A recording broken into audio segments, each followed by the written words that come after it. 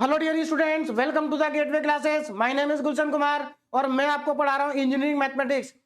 Engineering mathematics में हम unit number 4 पढ़ रहे हैं, स्टैटिस्टिकल टेक्निक सेकंड। और आज हमारा यूनिट नंबर 4 का लेक्चर नंबर 6 है। और आज के लेक्चर का हमारा टॉपिक है पॉइजन प्रोबेबिलिटी डिस्ट्रीब्यूशन। और आज का टॉपिक स्टार्ट करने से पहले मैं आपको एक बार बता देता हूं कि यूनिट नंबर 4 में अब तक हम क्या क्या पढ़ चुके हैं। तो देखिए, यूनिट नंबर 4 को हमने स्टार्ट किया था रैंडम वेरिएबल से। और वहां पर हमने पढ़ा था कि जो रैंडम वेरिएबल होते हैं वो दो टाइप के होते हैं, डिस्क्रीट रैंडम वेरिएबल और कॉन्टिन्यूअस रैंडम वेरिएबल। तो हमने लेक्चर नंबर 1 और लेक्चर नंबर 2 के अंदर डिस्क्रीट रैंडम वेरिएबल को पढ़ा था और डिस्क्रीट रैंडम वेरिएबल के ऊपर बेस्ड काफी सारे इंपॉर्टेंट क्वेश्चन सॉल्व किए थे जो कि यूनिवर्सिटी एग्जाम में भी पूछे जाते हैं। उसके बाद हमने लेक्चर नंबर 3 में पढ़ा कॉन्टिन्यूअस रैंडम वेरिएबल, और कॉन्टिन्यूअस रैंडम वेरिएबल के ऊपर बेस्ड भी हमने काफी सारे क्वेश्चन सॉल्व किए थे। उसके बाद में लेक्चर नंबर 4 से हमने स्टार्ट किया था प्रोबेबिलिटी डिस्ट्रीब्यूशन, जो कि इस यूनिट का मोस्ट इंपॉर्टेंट टॉपिक है। प्रोबेबिलिटी डिस्ट्रीब्यूशन के अंदर हमने वहां पर पढ़ा कि 3 टाइप के डिस्ट्रीब्यूशन होते हैं, जिसमें से फर्स्ट डिस्ट्रीब्यूशन है बाइनोमियल प्रोबेबिलिटी डिस्ट्रीब्यूशन, जिसको हम लेक्चर नंबर 4 लेक्चर नंबर 5 में कंप्लीट भी कर चुके हैं। उसके बाद सेकंड डिस्ट्रीब्यूशन हमारा होता था पॉइजन प्रोबेबिलिटी डिस्ट्रीब्यूशन, जिसको हम आज स्टार्ट करेंगे और लेक्चर नंबर 6 और लेक्चर नंबर 7 में इसको कंप्लीट भी कर लेंगे। और इसके बाद हमारा लास्ट डिस्ट्रीब्यूशन बचेगा, जो इस यूनिट का भी लास्ट टॉपिक होगा, that is normal probability distribution, जिसको हम लेक्चर नंबर 8 और लेक्चर नंबर 9 में कंप्लीट करेंगे। एक और इंपॉर्टेंट पॉइंट यहां पर कि हमारे पहले जो दो डिस्ट्रीब्यूशन होते हैं, बाइनोमियल डिस्ट्रीब्यूशन और पॉइजन प्रोबेबिलिटी डिस्ट्रीब्यूशन, ये दोनों ही डिस्ट्रीब्यूशन डिस्क्रीट रैंडम वेरिएबल के ऊपर बेस्ड है। और लास्ट वाला जो डिस्ट्रीब्यूशन है that is normal probability distribution, वो बेस्ड है कॉन्टिन्यूअस रैंडम वेरिएबल के ऊपर। तो अब हम स्टार्ट करते हैं अपना आज का topic, that is Poisson probability distribution. तो सबसे पहले यहां पर बात करेंगे कि ये पॉइजन प्रोबेबिलिटी डिस्ट्रीब्यूशन क्या है, या इसको हम शॉर्ट में केवल पॉइजन डिस्ट्रीब्यूशन भी कह सकते हैं। देखिए, इससे पहले हमने बाइनोमियल डिस्ट्रीब्यूशन पढ़ा है। तो जो पॉइजन डिस्ट्रीब्यूशन होता है ये भी बाइनोमियल डिस्ट्रीब्यूशन का ही एक लिमिटिंग केस होता है। और इस टॉपिक का हमारा पहला इंपॉर्टेंट क्वेश्चन भी यही है कि हमें प्रूव करना है। क्या प्रूव करना है? हमें प्रूव करना है कि so that Poisson distribution is a limiting case of binomial distribution. तो हम यहां पर ये प्रूव करेंगे कि जो पॉइजन डिस्ट्रीब्यूशन होता है वो बाइनोमियल डिस्ट्रीब्यूशन का ही एक लिमिटिंग केस होता है। तो जब आप इसको प्रूव करेंगे तो यहां से आपको पॉइजन डिस्ट्रीब्यूशन का एक इंपॉर्टेंट फॉर्मूला मिलेगा, और ये फॉर्मूला होता है P X equal to R is equal to lambda की पावर आर ई की पावर में minus lambda upon R factorial. अब यहां पर ये लैम्डा क्या है, जब हम अभी इसका डेरिवेशन करेंगे, यानी कि इसको जब हम प्रूव करेंगे तो आपको सब समझ में आ जाएगा कि यहां पर लैम्डा क्या है। उसके बाद तो ये हमारा जो पहला ही टॉपिक है यानी कि पहला ही हमारा जो टॉपिक है Poisson distribution is a limiting case of binomial distribution, इसका जो डेरिवेशन है दैट इज मोस्ट इंपॉर्टेंट है। कई बार यूनिवर्सिटी एग्जाम में इस फॉर्मूले का डेरिवेशन आपसे पूछा जा चुका है। आगे बढ़ते हैं और यहां पर हमारा नेक्स्ट टॉपिक है recurrence formula for Poisson distribution. Recurrence formula for Poisson distribution, again ये फार्मूला बहुत इंपॉर्टेंट है, इसके ऊपर बेस्ड हम क्वेश्चन सॉल्व करेंगे। और उसके बाद यहां पर हम लास्ट में पढ़ेंगे that is mean and variance of Poisson distribution. Mean and variance of Poisson distribution, और मीन और वेरिएंस का हम यहां पर फॉर्मूला भी ड्राइव करेंगे। और यहां पर इंपॉर्टेंट चीज क्या है कि पॉइजन डिस्ट्रीब्यूशन के केस में मीन और वेरिएंस दोनों इक्वल होते हैं और दोनों ही लैम्डा के बराबर होते हैं। तो यहां पर हम मीन और वेरिएंस का डेरिवेशन भी करेंगे, क्योंकि मीन और वेरिएंस का डेरिवेशन भी यूनिवर्सिटी एग्जाम में पूछा जाता है।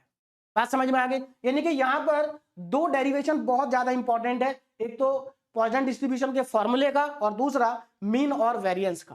ठीक है ना? रिकरेंस फॉर्मूले का डेरिवेशन भी हम करेंगे, लेकिन ये ज्यादा इंपॉर्टेंट नहीं है। तो अब हम स्टार्ट करते हैं अपना इस टॉपिक का पहला topic, that is Poisson distribution is a limiting case of binomial distribution. तो इंपॉर्टेंट क्वेश्चन है, so that Poisson distribution is a limiting case of binomial distribution. तो ये 2021 में आया था, उससे पहले भी कई बार आ चुका है ना। चलिए अब देखिए, जरा ध्यान दीजिए। अब यहां पर देखो, जो प्रूफ करना है उस पर ध्यान दे। क्या कहा गया यहां पर कि आपको ये शो करना है कि जो पॉइजन डिस्ट्रीब्यूशन है वो बाइनोमियल डिस्ट्रीब्यूशन का ही लिमिटिंग केस है। तो देखिए लिमिटिंग केस कैसे प्रूव करेंगे, ध्यान दीजिएगा। तो हम इस डेरिवेशन को कहां से स्टार्ट करेंगे, हम इस डेरिवेशन को स्टार्ट करेंगे बाइनोमियल डिस्ट्रीब्यूशन के फॉर्मूले से। बात समझ में आ रही है? तो बाइनोमियल डिस्ट्रीब्यूशन का जो फॉर्मूला होता है उसको थोड़ा सिंप्लीफाई करेंगे according to the condition of Poisson distribution. मतलब हम पॉइजन डिस्ट्रीब्यूशन की जो कंडीशन होती है उसके अकॉर्डिंग उस फॉर्मूले को थोड़ा सा सिंप्लीफाई करेंगे और सिंप्लीफाई करने के बाद उसमें लिमिट अप्लाई कर देंगे, ठीक है ना। तो जब हम लिमिट अप्लाई करेंगे बाइनोमियल डिस्ट्रीब्यूशन में तो हमें जो नया फॉर्मूला मिलेगा वो नया फॉर्मूला पॉइजन डिस्ट्रीब्यूशन का होगा। तो इस तरह से हमें इस डेरिवेशन को करना है। तो अब यहां पर ध्यान दीजिए, तो जैसा कि मैंने कहा हमें स्टार्ट करना है कहां से, बाइनोमियल डिस्ट्रीब्यूशन से। तो अब जरा ध्यान दीजिए यहां पर इन बाइनोमियल डिस्ट्रीब्यूशन, देखो बाइनोमियल डिस्ट्रीब्यूशन में हमने क्या पढ़ा था, वहां पर हमने स्मॉल एन पढ़ा था। स्मॉल एन क्या होता था, वहां पर नंबर ऑफ ट्रायल होते थे नंबर ऑफ ट्रायल। उसके बाद हमने पढ़ा था पी, पी क्या होता था, प्रोबेबिलिटी ऑफ सक्सेस। क्यू भी पढ़ा था, क्यू क्या होता था, प्रोबेबिलिटी ऑफ फेलियर। लेकिन यहां पर हमें क्यू की रिक्वायरमेंट नहीं है इसलिए हमने यहां पर क्यू को नहीं लिखा। अब ध्यान दीजिएगा यहां पर बहुत ही इंपॉर्टेंट पॉइंट नीचे लिखा गया है, देखिए क्या पॉइंट है, if N is very large, अगर ये जो नंबर ऑफ ट्रायल है इसकी वैल्यू क्या हो जाए, वेरी लार्ज हो जाए, and P is very small और पी क्या हो जाए, स्मॉल हो जाए, then binomial distribution become complicated. तो उस केस में जो बाइनोमियल डिस्ट्रीब्यूशन है ना वो बहुत ज्यादा कॉम्प्लिकेटेड हो जाता है। मतलब इसका सिंपल सा मतलब ये है कि अगर मान लीजिए किसी क्वेश्चन के अंदर एन की वैल्यू तो लार्ज है और पी की वैल्यू स्मॉल है, तो उस पर्टिकुलर क्वेश्चन को अगर आप बाइनोमियल डिस्ट्रीब्यूशन से सॉल्व करने की कोशिश करेंगे, देखिए सॉल्व तो हो जाएगा, आंसर भी ठीक आएगा, लेकिन हो सकता है कि अगर n की वैल्यू बड़ी हो और p की वैल्यू छोटी हो तो जब आप उसमें बाइनोमियल डिस्ट्रीब्यूशन लगाएंगे तो वो क्वेश्चन बहुत ज्यादा टफ हो जाएगा और ऐसा भी हो सकता है कि वो इतना टफ हो जाए कि हमसे वो सॉल्व ही ना हो पाए। तो मेरी बात आपको समझ में आ रही होगी कि बाइनोमियल डिस्ट्रीब्यूशन जब फेल हो जाता है तब हम पॉइजन डिस्ट्रीब्यूशन का यूज करते हैं। क्लियर है ना बात? तो ध्यान रखना यहां पर पॉइजन डिस्ट्रीब्यूशन तभी लगेगा जब n की वैल्यू लार्ज हो और p की वैल्यू स्मॉल हो, तब हम लगाएंगे पॉइजन डिस्ट्रीब्यूशन, क्योंकि उस केस में बाइनोमियल डिस्ट्रीब्यूशन फेल हो जाता है या कह सकते हैं हम कि बहुत ज्यादा कॉम्प्लिकेटेड हो जाता है। बात समझ में आ रही है? देखिए जब हम क्वेश्चन करेंगे ना तब आपको ये पॉइंट और ज्यादा क्लियर हो जाएगा। मैं आपको क्वेश्चन में मैं आपको बताऊंगा कि अगर हम यहां पर बाइनोमियल डिस्ट्रीब्यूशन लगाते हैं तो कैलकुलेशन कितनी टफ हो जाती है और पॉइजन लगाते हैं तो कैलकुलेशन कितनी आसान हो जाती है। तो वहां पर ये पॉइंट आपको और ज्यादा क्लियर हो जाएगा। अब देखिए अब ये प्रॉब्लम है तो इस प्रॉब्लम का सॉल्यूशन क्या है वो नीचे लिखा है, ध्यान दीजिएगा। इफ वी एज्यूम, अगर हम ये मान ले, क्या मान ले, दैट कि n अप्रोचेस टू इंफिनिटी, अगर हम ये मान ले क्योंकि n क्या है, वेरी लार्ज है, तो अगर ये वेरी लार्ज है तो हम मान लेते हैं कि n इंफिनिटी को अप्रोच कर रहा है। किसको अप्रोच कर रहा है, इंफिनिटी को अप्रोच कर रहा है। लेकिन यहां पर एक और इंपॉर्टेंट पॉइंट मैं आपको क्लियर कर देता हूं कि जब आप क्वेश्चन करेंगे तो वहां पर क्वेश्चन में आपको n की जो वैल्यू है, हो सकता है किसी क्वेश्चन में n की वैल्यू 150 हो या 200 हो, 400 हो सकता है 1000 हो, 2000 हो, 4000 हो। तो वहां पर एक बार को आपको कंफ्यूजन होगा कि हमने तो पढ़ा था कि n जो है वो इंफिनिटी को अप्रोच करेगा, लेकिन क्वेश्चन के अंदर n की वैल्यू क्या है, 100, 200, 300, 400। तो वहां पर आपको कंफ्यूजन हो सकता है। तो मैं आपको ये कंफ्यूजन क्लियर कर देता हूं कि देखिए कई बार क्या होता है, जो इन्फिनिटी वैल्यू होती है एक्चुअल में ये कंपेरेबल भी होती है। देखिए कुछ क्वेश्चन के अंदर अगर n की वैल्यू 150 भी दी गई होगी ना तो वो क्वेश्चन इतना कॉम्प्लिकेटेड हो जाएगा कि हम उसको सॉल्व नहीं कर पाएंगे। तो हम ये मान लेंगे कि वो 150 ही, वहां पर 150 जो n की वैल्यू है वो इन्फिनिटी को क्या कर रही है, अप्रोच कर रही है, क्योंकि वो क्वेश्चन हमारे लिए बहुत ज्यादा डिफिकल्ट हो गया है, उसकी कैलकुलेशन बहुत ज्यादा हो गई है। तो इस चीज का आप ध्यान रखना कि क्वेश्चन में n की वैल्यू इन्फिनिटी नहीं होगी। इसीलिए हमने यहां पर लिखा है कि if we assume that n tends to infinity, n tends to infinity and p tends to 0, और p भी 0 नहीं होगा, p स्मॉल होगा लेकिन 0 नहीं होगा, 0 को अप्रोच करेगा। बात समझ में आ रही है? सच दैट, अब देखो ये इंफिनिटी को अप्रोच कर रहा है और ये 0 को अप्रोच कर रहा है, लेकिन जब आप इन दोनों का प्रोडक्ट करेंगे तो इनका जो प्रोडक्ट होगा NP वो लैम्डा के इक्वल आएगा। किसके इक्वल आएगा, लैम्डा के इक्वल। और ये जो लैम्डा वैल्यू है ना ये फाइनाइट है।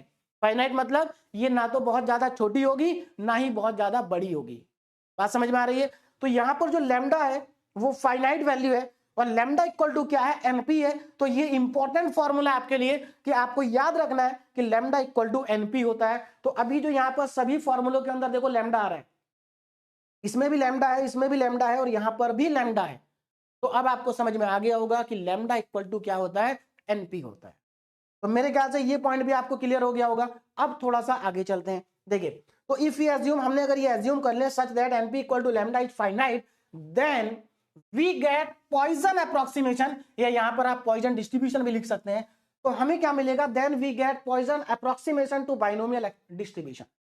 तो अगर आप एन को अप्रोच करा दें इंफिनिटी पे और पी को अप्रोच करा दें जीरो पे, तो आपको जो नया डिस्ट्रीब्यूशन मिलेगा वो नया डिस्ट्रीब्यूशन क्या होगा, पॉइजन डिस्ट्रीब्यूशन होगा। मतलब सिंपल सी बात ये है कि अगर आप बाइनोमियल डिस्ट्रीब्यूशन के फॉर्मूले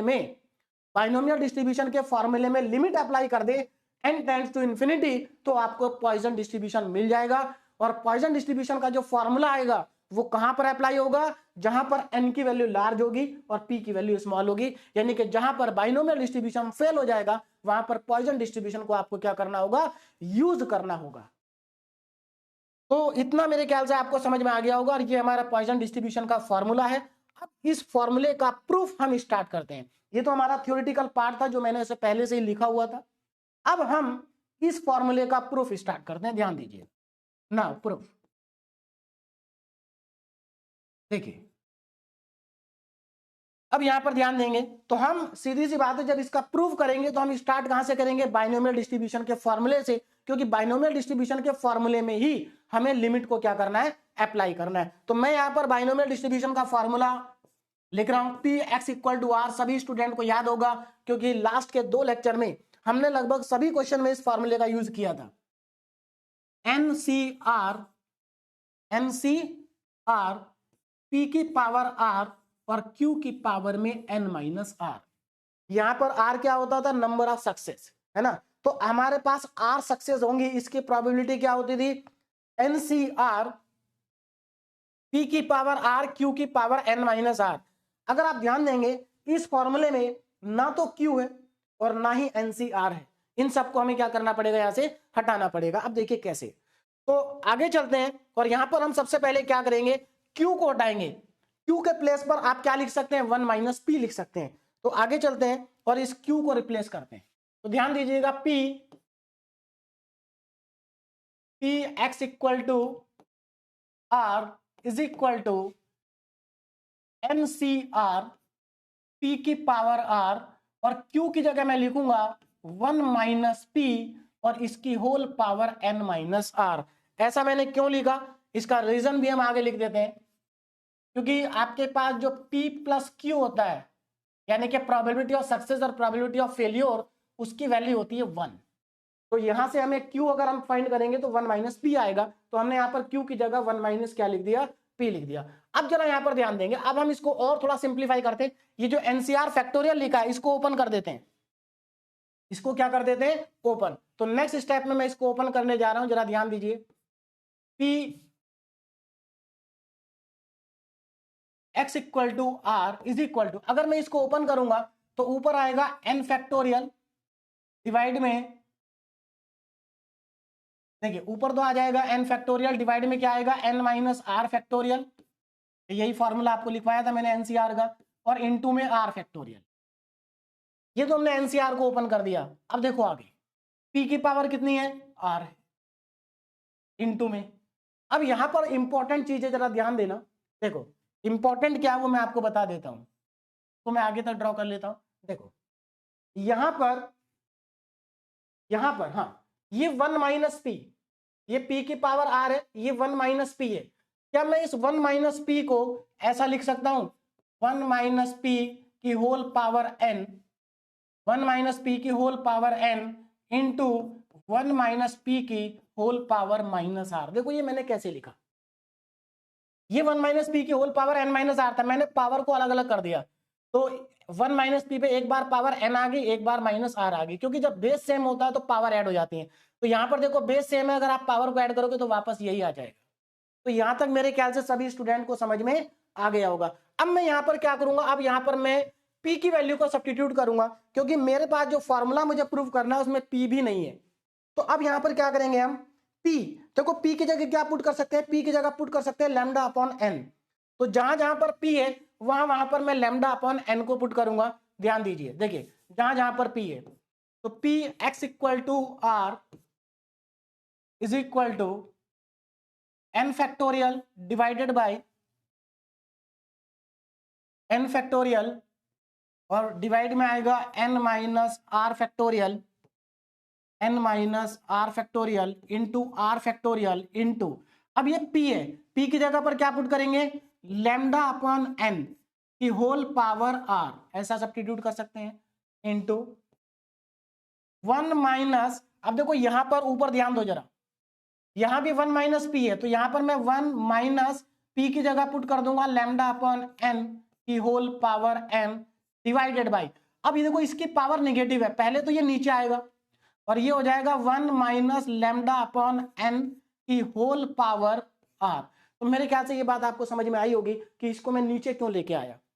देखो ये 1 माइनस पी की होल पावर माइनस आर है, अगर हम इसको 1 माइनस पी की होल पावर माइनस आर है तो हम इसको क्या लिख सकते हैं, 1 अपॉन 1 माइनस पी की होल पावर प्लस आर। जब पावर नीचे आएगी तो पॉजिटिव हो जाएगी, है ना। तो पहले तो ये नीचे आया और उसके बाद p की जगह लैम्डा अपॉन n आ गया, यहां से p की जगह क्या आ जाएगा, लैम्डा अपॉन n। तो यहां तक आपको समझ में आया होगा। अब इसको मैं और आगे सिंप्लीफाई करता हूं, देखिए कैसे। अब हम इस फैक्टोरियल को ओपन कर देते हैं, फैक्टोरियल को। अब देखो इसमें न्यूमरेटर में क्या क्या है, ऊपर आएगा लैम्डा की पावर r, नीचे आएगा n की पावर r। तो n की पावर r को हम नीचे रखेंगे, लैम्डा की पावर r को हम ऊपर रखेंगे। यहां पर ये r फैक्टोरियल है, हमें जो लिमिट लगानी है ना, वो लिमिट लगानी है n टेंड्स टू इंफिनिटी। तो n को छोड़ के जहां पर n नहीं है उसको हम बाहर निकाल लेते हैं। देखिए तो मैं यहां पर लिख सकता हूं p x equal to r is equal to, अब देखो लैम्डा की पावर r, इसको स्टार्टिंग में लिख लेते हैं क्योंकि इसमें n नहीं है ना, लैम्डा की पावर r, नीचे r फैक्टोरियल है, इसको भी बाहर लिख लेते हैं क्योंकि इसमें भी n नहीं है। पहले मैं यहां पर लाइन ड्रॉ कर लेता हूं, ध्यान दीजिएगा। देखो तो न्यूमरेटर में हमारे पास लैम्डा की पावर r है, डिनोमिनेटर में r फैक्टोरियल है, इन दोनों को मैंने बाहर कर दिया। अब जरा ध्यान देना, n फैक्टोरियल को मैं ओपन करने जा रहा हूं। अगर मैं n फैक्टोरियल को ओपन करूंगा तो n into n minus one into n minus two, इस तरह से चलते जाएगा, n n minus one, n minus two, n minus three, n minus four. कहां तक ओपन करेंगे इसको, इसको ओपन करेंगे n माइनस आर तक, क्योंकि कैंसिल आउट हो जाएगा। तो अगर मैं इसको n माइनस आर तक ओपन करता हूं तो देखिए मुझे क्या मिलेगा, ध्यान दें, n minus R plus one n minus R factorial.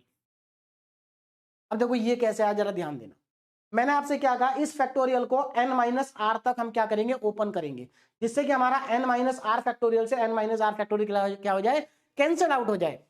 लेकिन ये n माइनस आर फैक्टोरियल से पहले ये क्यों कैसे आया, तो ध्यान दो जरा। अगर ये n माइनस आर, आप r को ऐसा समझिए कि मान लीजिए 7 है, r क्या है 7 है, तो अगर ये n माइनस 7 है तो क्या यहां पर n माइनस 6 नहीं आना चाहिए। तो देखो अगर मैं r को 7 मान रहा हूं और ये मेरा n माइनस 7 है तो इससे पहले मेरा n माइनस 6 आना चाहिए। बात समझ में आ रही है। अब क्योंकि हमें r की वैल्यू नहीं पता है तो अगर ये n माइनस आर है, देखो जरा ध्यान देना, अगर ये n माइनस 7 है या n माइनस 6 होना चाहिए, और n माइनस 6 को क्या मैं ऐसा नहीं लिख सकता n माइनस 7 प्लस 1, लिख सकते हैं कि नहीं। देखो ये n माइनस 7 है या n माइनस 7 प्लस 1 है, तो सिमिलर तरीके से मैंने यहां लिखा है, अगर ये n माइनस आर है तो ये n माइनस आर प्लस 7 है। क्लियर होगी बात, आगे बढ़ते हैं। देखो अब यहां पर न्यूमरेटर में और क्या बचा, इसको मैंने ओपन कर दिया पूरा, लैम्डा की पावर r हमने बाहर निकाल दिया। अब ये बचा न्यूमरेटर में, अभी न्यूमरेटर में एक फैक्टर हमारा और बच गया, that is 1 minus lambda upon n की होल पावर n। अब डिनोमिनेटर को चेक करते हैं। डिनोमिनेटर में देखो यहां पर r फैक्टोरियल हमने बाहर कर दिया, ये बचा n minus R factorial into, देखो यहां से n की पावर r भी आएगा, n की पावर r आएगा, और यहां से 1 माइनस लैम्डा अपॉन n की होल पावर r आएगा। तो ये हमारे डिनोमिनेटर में। अब यहां पर जो कैंसिल हो रहा है उसको कैंसिल कर देते हैं, n माइनस आर से n माइनस आर फैक्टोरियल क्या हो गया, कैंसिल हो गया। अब यहां पर एक इंपॉर्टेंट पॉइंट देखिए जरा ध्यान से, अगर आपसे मैं पूछूं कि ये कितने फैक्टर हैं, 1 2 3, क्या आप यहां तक काउंट करके बता सकते हैं कितने फैक्टर हैं। देखो मैं आपको बताता हूं कितने हैं। अगर मैं आपसे पूछूं कि यहां से देखो, मैं n-1 से स्टार्ट कर रहा हूं कि n-1 से लेकर के यहां तक कितने फैक्टर हैं, तो आप आसानी से बता सकते हैं। कैसे? देखो, ये पहला फैक्टर है तो इसके अंदर n-1 आ रहा है, दूसरे फैक्टर में 2 आ रहा है, तीसरे में 3 आएगा, फोर्थ में 4 आएगा, तो इसी तरह से rth फैक्टर में r आएगा। यानी कि यहां से यहां तक r फैक्टर है हमारे, कितने हैं? r फैक्टर है। लेकिन एक इसमें से कैंसिल आउट हो गया तो यहां तक कितने बचे? r-1 फैक्टर बचे, लेकिन एक फैक्टर पहले और लिखा हुआ है n, तो इसका मतलब यहां से यहां तक n-1 है, लेकिन क्योंकि एक और लिखा उससे पहले, तो इसका मतलब ये टोटल फैक्टर हमारे पास बच गए कितने? r। तो हम ये कह सकते हैं कि यहां से यहां तक हमारे पास टोटल r फैक्टर है। बोलो, बात समझ में आ रही है? कितने फैक्टर है? r। और नीचे अगर आप ध्यान देंगे तो नीचे n की पावर r है, n की पावर r है। इसका मतलब एक फैक्टर के डिवाइड में हम, हर फैक्टर के डिवाइड में हम एक एक n लिख सकते हैं। अब जरा देखो कैसे। अब यहां पर ध्यान देना, p x equal to r, p x equal to r is equal to lambda की power r upon r factorial into, अब जरा ध्यान दो, देखो यहां पर मेरे पास ये r फैक्टर और यहां पर n की पावर r है, इसका मतलब n भी r टाइम्स लिखा गया नीचे, तो इसको मैं ऐसे लिखता हूं n upon n into n-1 upon n into n-2 upon n और dot dot n-r plus 1 upon में n, यानी कि सबके नीचे एक एक n आ गया। और ऐसा किया क्यों, ये भी आपको अभी समझ में आ जाएगा। 1 माइनस लैम्डा अपॉन n की होल पावर n,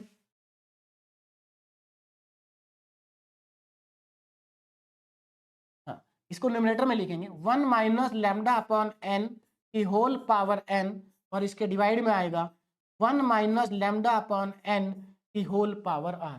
देखो मैंने n को डिवाइड में क्यों लेकर के आया, क्योंकि आप जानते हैं हमें लिमिट को अप्लाई करना है, हमें लिमिट अप्लाई करनी है n टेंड्स टू इन्फिनिटी। और लिमिट में आप जानते हैं कि जब हम n टेंड्स टू इन्फिनिटी करेंगे तो हमारी हमेशा ये कोशिश रहती है लिमिट में कि मान लीजिए अगर limit x tends to infinity है तो हम हमेशा वहां क्या करते हैं, हम कोशिश करते हैं कि हमारा जो x है वो डिनोमिनेटर में आ जाए, क्योंकि अगर x डिनोमिनेटर में आ जाएगा और जब हम x की जगह इन्फिनिटी रखेंगे तो वहां पर वैल्यू हमें 0 मिल जाएगी।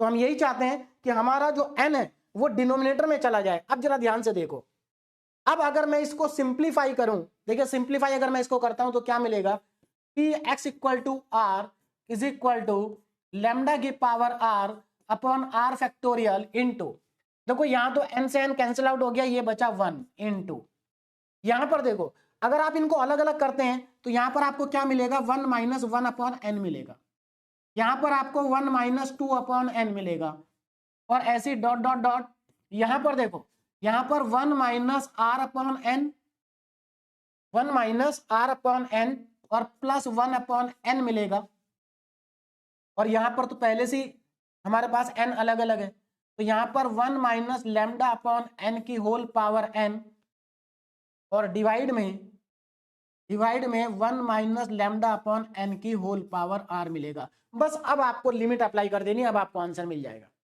है ना। चलिए अब हम करते हैं इसमें लिमिट अप्लाई, देखिए नाउ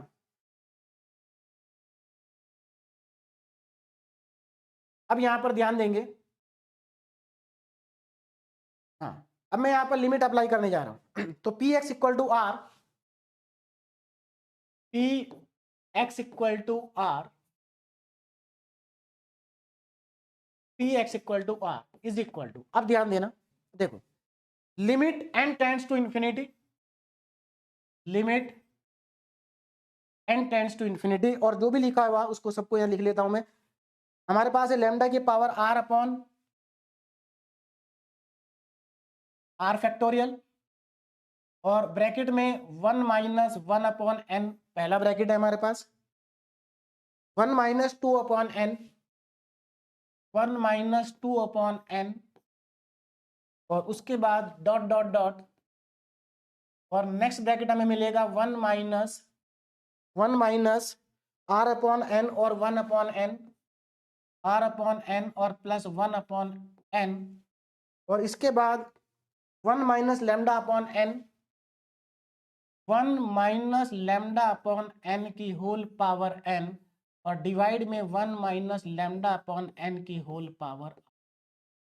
अब यहां पर जरा ध्यान दीजिए, आप जानते हैं लिमिट, जो लिमिट होती है, अगर आपके पास कोई फैक्टर न्यूमरेटर में है, डिनोमिनेटर में है, तो आप न्यूमरेटर में अलग लिमिट लगा सकते हैं, डिनोमिनेटर में अलग से लिमिट लगा सकते हैं, यानी कि लिमिट आप अलग अलग फैक्टर के साथ अप्लाई कर सकते हैं। लिमिट में ये मतलब आप ऐसा कर सकते हैं। अब जरा ध्यान देना, देखो यहां पर तो इसमें तो n है ही नहीं, तो यहां पर तो लिमिट लगेगी नहीं, यानी कि ये फैक्टर तो हमारा लिमिट से बाहर रहेगा, तो मैं इसको बाहर निकाल देता हूं, लैम्डा अपॉन आर अपॉन में आर फैक्टोरियल। अगर आप यहां से यहां तक लिमिट लगाते हैं, देखो अगर आप यहां से यहां तक लिमिट अप्लाई करते हैं तो यहां पर 1 माइनस 1 अपॉन इंफिनिटी कितना बनेगा, 0 बनेगा, यानी कि 1 माइनस 0। तो पहले फैक्टर में आपको मिलेगा 1 माइनस 0, दूसरे फैक्टर में भी आपको मिलेगा 1 माइनस 0 डॉट डॉट डॉट, और ये जो फैक्टर होगा इसमें भी आपको मिलेगा 1 माइनस 0 और प्लस 0। बोलो बात समझ में आई? क्यों? क्योंकि यहां तक हमने लिमिट को अप्लाई कर दिया है। अब प्रॉब्लम आएगी यहां पर, अब यहां पर हो सकता है कि कुछ स्टूडेंट को लगे कि सर ये फाइनाइट वैल्यू और नीचे इन्फिनिटी, तो ये 0 बन जाएगा और 1 की पावर n 1 होता है। तो मैं आपको बता देता हूं ऐसा नहीं है।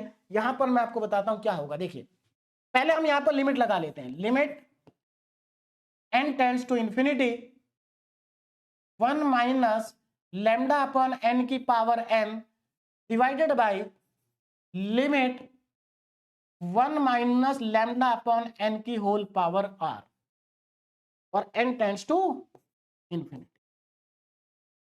देखो अभी मैंने ये तो लिमिट से बाहर आ गया, यहां से यहां तक मैंने लिमिट अप्लाई कर दी तो मुझे ये मिल गया।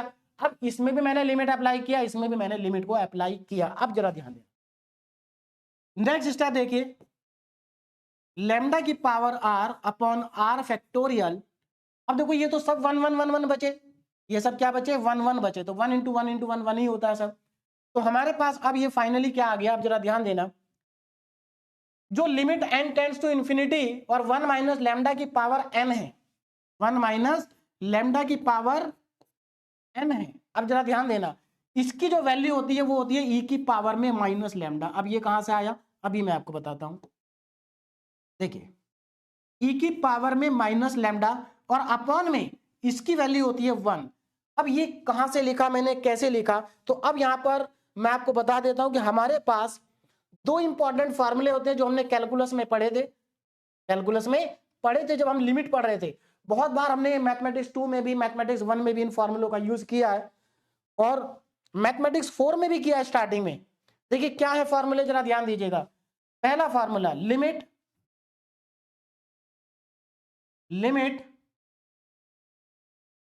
मान लीजिए मैं यहां पर लिखता हूं limit n tends to infinity, n tends to infinity, है ना, 1 माइनस x अपॉन n, ऐसा हमने फॉर्मूला पढ़ा था कि whole power n।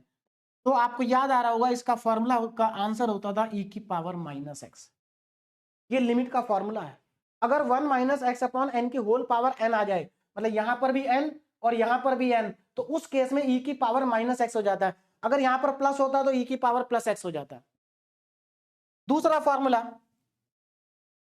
Limit n tends to infinity 1 minus X upon n और होल पावर r। अब जरा ध्यान दो, यहां पर n है, यहां पर r है। देखो ये जब दोनों सेम होते हैं तो e की पावर माइनस एक्स होता है, और जब ये दोनों अलग अलग होते हैं, यहां पर n और वहां पर r आ जाए, तो इस केस में इसकी वैल्यू 1 होती है। तो आपको इन्हीं दोनों फॉर्मूलों का यहां पर यूज करना था। बात समझ में आ गई? ये दो फॉर्मूले यहां पर अप्लाई होंगे। अब देखिए बस आंसर आ गया हमारे पास। तो यहां से हमें क्या मिल गया, p,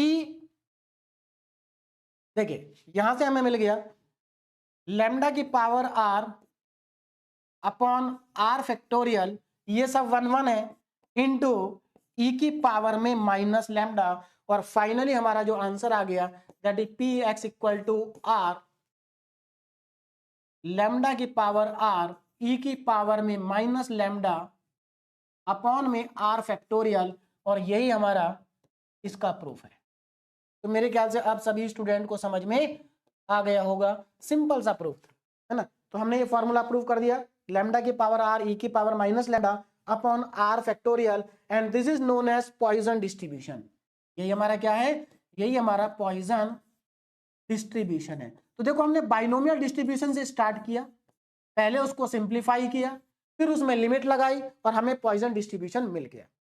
तो मेरे ख्याल से यहां तक ये डेरिवेशन अब आपको समझ में आ गया होगा। डेरिवेशन हमारा कंप्लीट हो चुका है, सिंपल सा डेरिवेशन था, इंपॉर्टेंट है एग्जामिनेशन पॉइंट ऑफ व्यू से। अब आगे चलते हैं। देखिए अब यहां पर जो ये फॉर्मूला है, तो अब आपको देखो यहां पर सब चीज समझ में आ जानी चाहिए कि आर क्या है। आर है number of success in a random experiment. Lambda क्या है, लेमडा आपका एक पैरामीटर है जिसकी वैल्यू एनपी होती है। एन क्या है, नंबर ऑफ ट्रायल। पी क्या है, प्रोबेबिलिटी ऑफ सक्सेस। अब यहां पर कुछ इंपॉर्टेंट पॉइंट लिखे मैंने पॉइजन डिस्ट्रीब्यूशन के बारे में, इनको भी जरा ध्यान से देखिए। तो ये तो हमारा पॉइजन डिस्ट्रीब्यूशन का फॉर्मूला हो गया जो हमने अभी अभी ड्राइव करा। यहां पर जो आर की वैल्यू है 1 2 3 4 मतलब 0 से स्टार्ट होकर इन्फिनिटी तक कुछ भी हो सकती है, ठीक। लैम्डा क्या है, lambda is called parameter of the distribution, यानी कि यहां पर जो लैम्डा है वो पॉइजन डिस्ट्रीब्यूशन का एक पैरामीटर है जिसकी वैल्यू एनपी होती है और ये फाइनाइट होती है। ये इंपॉर्टेंट पॉइंट है, आपको याद रखने हैं ना। अब यहां पर देखिए एक और इंपॉर्टेंट चीज है जो हमारी पीआर, पीआर क्या है, प्रोबेबिलिटी। देखो आपको मैं पहले ही बता चुका हूं, आप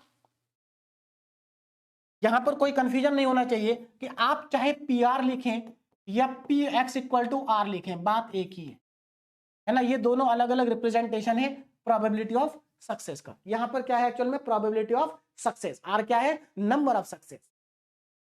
तो यहां पर ध्यान दीजिएगा जरा, क्या लिखा है, द सम ऑफ प्रोबेबिलिटी। सीधी सी बात है, आप अच्छे से जानते हैं कि जो प्रोबेबिलिटी का सम होता है वो 1 के इक्वल होता है। तो वही चीज यहां पर भी लिखी है, the sum of probability P R for R equal to 0 1 2 3, यानी कि यहां पर आर की जितनी भी वैल्यू होंगी अगर आप सबके कॉरेस्पॉन्डिंग, ये एक्चुअल में डिस्क्रीट रैंडम वेरिएबल है, तो आर के कॉरेस्पॉन्डिंग, आर की सभी वैल्यू के कॉरेस्पॉन्डिंग अगर आप प्रोबेबिलिटी निकालते हैं तो उन सब का जो सम होगा वो 1 के इक्वल होगा। यानी कि इसी को मैं सिंबॉलिक फॉर्म में कैसे लिख सकता हूं, summation P R is equal to 1, क्योंकि ये डिस्क्रीट रैंडम वेरिएबल है इसलिए समेशन का यूज करेंगे। अगर कॉन्टिन्यूअस होता तो इंटीग्रेशन का यूज करते। और इसी चीज को जब हम ओपन करके लिखेंगे तो देखिए यहां पर आर की वैल्यू क्या हो सकती है, 1 0 भी हो सकती है, 1 भी हो सकती है, 2 भी हो सकती है, 3 भी हो सकती है, और इन सब का जो सम होगा ना वो 1 होगा। और देखिए ये मैं आपको क्यों बता रहा हूं, इसका क्या यूज है तो मैं वो भी आपको बता देता हूं। कई बार क्या होता है, काफी सारे क्वेश्चन में, आपने बाइनोमियल में भी देखा, काफी सारे क्वेश्चन में क्या होता है कि आपसे पूछा जाता है कि R greater than equal to की प्रोबेबिलिटी बताइए। हमारे पास जो नंबर ऑफ सक्सेस होंगी ना, नंबर ऑफ सक्सेस वो क्या होंगी, 1 या 1 से ज्यादा होंगी। तो या एटलीस्ट वंस भी इसको कह सकते हैं कि हमें कम से कम एक बार सक्सेस मिल जाए, इस बात की प्रोबेबिलिटी बताओ। अब मान लीजिए आर की वैल्यू 200 तक जा रही है, आर की वैल्यू कहां तक जा रही है, 200 तक, तो क्या आप 1 से लेकर के 200 तक की प्रोबेबिलिटी फाइंड करेंगे, डिफिकल्ट हो जाएगा, नहीं कर पाएंगे। पूरे पेपर में एक ही क्वेश्चन होगा अगर आप 200 तक प्रोबेबिलिटी कैलकुलेट करने बैठ गए तो, और वो भी सही आएगा कि नहीं आएगा कोई गारंटी नहीं है ना। तो उस केस में हम क्या करते हैं, हम देखिए हमसे ही पूछा गया है कि कम से कम एक बार सक्सेस मिल जाए, इस बात की प्रोबेबिलिटी बताओ क्या होगी। तो हम वहां पर क्या करेंगे, हम यहां पर उल्टा कर देंगे, हम प्रोबेबिलिटी निकालेंगे कि हमें एक बार भी सक्सेस ना मिले, यानी कि 1 minus P R less than 1 के लिए निकाल लेंगे। भाई यहाँ ग्रेटर देन इक्वल टू 1 था तो हम लेस देन 1 के लिए निकाल लेते हैं, और लेस देन 1 का मतलब है पी 0। यानी कि जब हमसे पूछा जाएगा कि एक से ज्यादा सक्सेस हमें मिल जाए, इस बात की प्रोबेबिलिटी निकालो, तो हम वहां पर क्या निकाल देंगे, हम वहां पर निकाल देंगे कि हमें एक बार भी सक्सेस ना मिले, इस बात की प्रोबेबिलिटी निकालेंगे और उसको 1 में से माइनस कर देंगे। या कभी कभी ऐसा होता है कि आपसे पूछा जाएगा कि प्रोबेबिलिटी फाइंड करो जब आर नंबर ऑफ सक्सेस 4 से ज्यादा है, 4 या 4 से ज्यादा है, तो उस केस में भी हम क्या करेंगे, हम कैलकुलेट कर लेंगे कि हमारी जो नंबर ऑफ सक्सेस है वो 4 से कम है और उसको 1 में से कर देंगे माइनस। तो उस केस में आपको क्या करना पड़ेगा, 1 में से P0 P1 P2 P3 को माइनस करना पड़ेगा। तो इसलिए ये फॉर्मूला इंपॉर्टेंट है, मतलब ये कॉन्सेप्ट इंपॉर्टेंट है, फॉर्मूला तो क्या ही है, सम ऑफ प्रोबेबिलिटी है। अब आगे बढ़ते हैं और नेक्स्ट टॉपिक हम अपना देखते हैं, that is recurrence formula for poison distribution. तो छोटा सा डेरिवेशन है इसका कर लेते हैं, recurrence formula for Poisson distribution. देखिए तो यहां पर हमें स्टार्ट करना पड़ेगा पॉइजन डिस्ट्रीब्यूशन से। कहां से, पॉइजन डिस्ट्रीब्यूशन। तो देखिए by Poisson distribution, by Poisson distribution, तो हम इसको पॉइजन डिस्ट्रीब्यूशन से ही स्टार्ट करें, ध्यान दीजिएगा। तो पॉइजन डिस्ट्रीब्यूशन का फॉर्मूला मैं यहां पर लिख रहा हूं। क्या होता है पॉइजन डिस्ट्रीब्यूशन का formula? P R equal to lambda की पावर आर ई की पावर में माइनस लैम्डा अपॉन में आर फैक्टोरियल, और इसको मैं मान लूंगा equation number 1। This is equation number 1। Now second formula देखिए, अब इसी को मैं चेंज कर रहा हूं थोड़ा सा, आर के प्लेस पर r+1 रख रहा हूं। आर के प्लेस पे क्या रख दिया मैंने? r+1, यानी कि यहां पर मैं क्या सब्स्टिट्यूट कर रहा हूं? Put r is equal to r+1, या रिप्लेस, पुट की जगह मैं इसको यहां पर वर्ड लिखूंगा replace r equal to r/1। तो आपको क्या करना है? रिप्लेस करना है r को r+1 से। अब जरा ध्यान दें यहां पर, अगर आप ऐसा करते हैं तो ये आपको मिलेगा PR+1 is equal to lambda की पावर r+1 ई की पावर में माइनस लैम्डा अपॉन में r+1 का फैक्टोरियल। तो यहां तक मेरे ख्याल से सभी स्टूडेंट को समझ में आ गया होगा, है ना? तो रिप्लेस r/r+1, क्लियर है? आगे देखो, अब इसको थोड़ा सा पहले मैं सिंप्लीफाई कर लेता हूं और उसके बाद इसको इक्वेशन नंबर 2 डालेंगे। PR+1 इज इक्वल टू, देखो यहां पर लैम्डा की पावर r+1 है, तो हम इसको लिख देंगे लैम्डा की पावर r इंटू लैम्डा की पावर 1, क्योंकि बेस सेम होने पे पावर ऐड होती है, तो पावर को हम अलग अलग भी कर सकते हैं, इंटू ई की पावर में माइनस लैम्डा डिवाइडेड बाई, अब ऊपर r फैक्टोरियल है, नीचे r+1 फैक्टोरियल, इसको एक बार ओपन कर दो तो ये बचेगा r+1 इंटू में r factorial, and this is equation number 2। बस अब आपको कुछ नहीं करना, डिवाइड इक्वेशन 2/1 और आपका फॉर्मूला आपके पास आ जाएगा।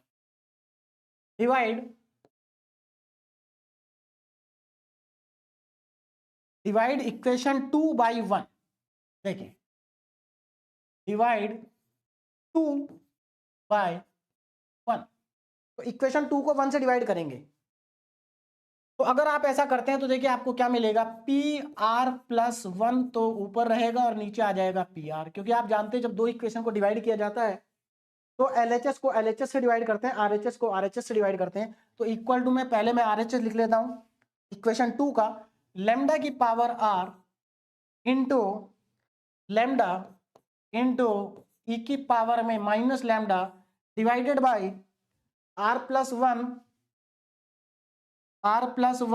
इंटू r फैक्टोरियल इंटू, अब इसको लिखेंगे, देखो इंटू में लिख रहा हूं मैं, लिखना डिवाइड में था, तो आप जानते हैं कि जब हम डिवाइड करते हैं किसी फ्रैक्शन को तो उसको रेसिप्रोकल करके मल्टीप्लाई भी कर सकते हैं। तो यहां पर मैं r+1 तो हमारे पास ऊपर आएगा, r+1 नहीं, हाँ ये लिखेंगे ना, तो r फैक्टोरियल ऊपर आ जाएगा और डिवाइड में आ जाएगा लैम्डा की पावर r इंटू ई की पावर में माइनस लैम्डा। अब यहां से जो कैंसिल हो रहा है उसको कैंसिल कर देते हैं।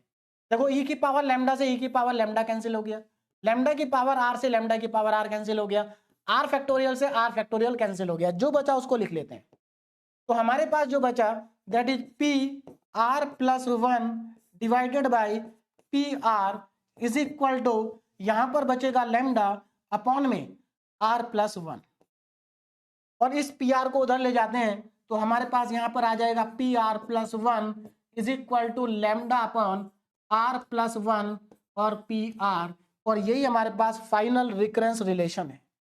This is known as recurrence relation. बात समझ में आ गई? और ये फॉर्मूला हम क्वेश्चन में यूज करेंगे, इंपॉर्टेंट है। देखिए इस फॉर्मूले का यूज क्या है, मान लीजिए आपको प्रोबेबिलिटी P0 मालूम है, यानी कि Px इक्वल टू 0 की प्रोबेबिलिटी आपको मालूम है, और आपको P1 निकालना है, तो यहां से निकल जाएगा, क्योंकि जब आप इसमें R की जगह 0 पुट करोगे तो ये P1 बन जाएगा और ये P0 बन जाएगा, P0 की वैल्यू यहां पर पुट करेंगे, P1 मिल जाएगा। अगर आपको P3 चाहिए और P2 पता है तो आप यहां पर R की जगह 2 पुट करेंगे, P3 बन जाएगा, P2 बन जाएगा और वैल्यू निकल जाएगी। तो क्वेश्चन में जब यूज करेंगे तो आपको और ज्यादा समझ में आ जाएगा। अब देखिए next derivation, mean and variance of Poisson distribution. अब यहां पर हम मीन और वेरिएंस का डेरिवेशन करेंगे, तो ध्यान दें जरा, पहले हम यहां पर डेरिवेशन करेंगे किसके लिए? मीन के लिए, ठीक है ना। तो सबसे पहले मैं यहां पर, क्योंकि हमें पॉइसन डिस्ट्रीब्यूशन के लिए करना है, क्या करना है? पॉइजन डिस्ट्रीब्यूशन, तो यहां पर पहले मैं पॉइजन डिस्ट्रीब्यूशन का फॉर्मूला लिख लेता हूं। तो बाय पॉइजन डिस्ट्रीब्यूशन, अब यहां पर जरा ध्यान देंगे, पॉइजन डिस्ट्रीब्यूशन का फॉर्मूला हमारे पास होता है P R is equal to E की पावर में माइनस लैम्डा, लैम्डा की पावर में आर और अपॉन में आर फैक्टोरियल, ये हमारे पास फॉर्मूला होता है। लेकिन हमें यहाँ पर फाइंड क्या करना है, हमें यहाँ पर पहले फाइंड करना है मीन। तो पहले मैं मीन को कैलकुलेट कर लेता हूं। नाउ मीन, अब जरा ध्यान देंगे, मीन देखिए मीन का फॉर्मूला क्या होता है उस पर जरा ध्यान देते हैं। तो जो हमारा मीन होता है उसको हम रिप्रेजेंट करते हैं म्यू से, इससे रिप्रेजेंट करते हैं म्यू से, या फिर हम मीन को एक्सपेक्टेशन ऑफ आर भी लिख सकते हैं। देखिए हम यहाँ पर क्योंकि हमारे पास वेरिएबल यहाँ पर आर चल रहा है, तो ये हम पढ़ चुके हैं पहले भी कि जो मीन होता है वो एक्सपेक्टेशन के बराबर होता है। किसके बराबर होता है? एक्सपेक्टेशन। हमने ये पढ़ा था कि mean is equal to expectation, ठीक है ना। तो यहां पर हमारा जो मीन है वो एक्सपेक्टेशन ऑफ आर के इक्वल होगा। और आप इसका फॉर्मूला जानते हैं एक्सपेक्टेशन का। एक्सपेक्टेशन का जो फॉर्मूला होता है वो होता है समेशन, क्योंकि यहां पर डिस्क्रीट रैंडम वेरिएबल है, तो समेशन आर पी आर, ये होता है हमारा किसका? एक्सपेक्टेशन का फॉर्मूला। और यहां पर जो आर की वैल्यू है वो 0 से लेकर वेरी करेगी इन्फिनिटी तक।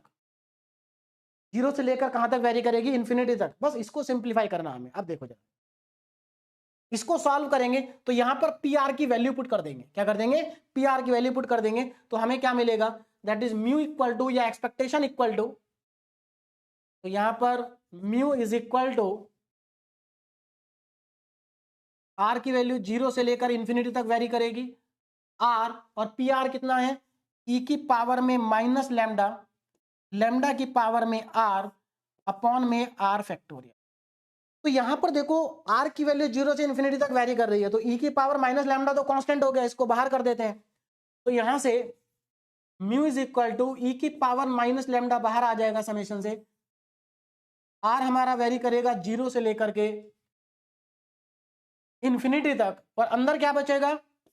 आर लैम्डा की पावर आर। अच्छा एक चीज और देखो, हम आर से आर को कैंसिल कर सकते हैं। देखो कैसे, ये आर है, लैम्डा की पावर आर आ गया। क्या मैं इस आर फैक्टोरियल को आर इंटू आर माइनस 1 का फैक्टोरियल लिख सकता हूं? मैंने एक बार इसको एक्सपेंड कर दिया। क्यों करा ऐसा?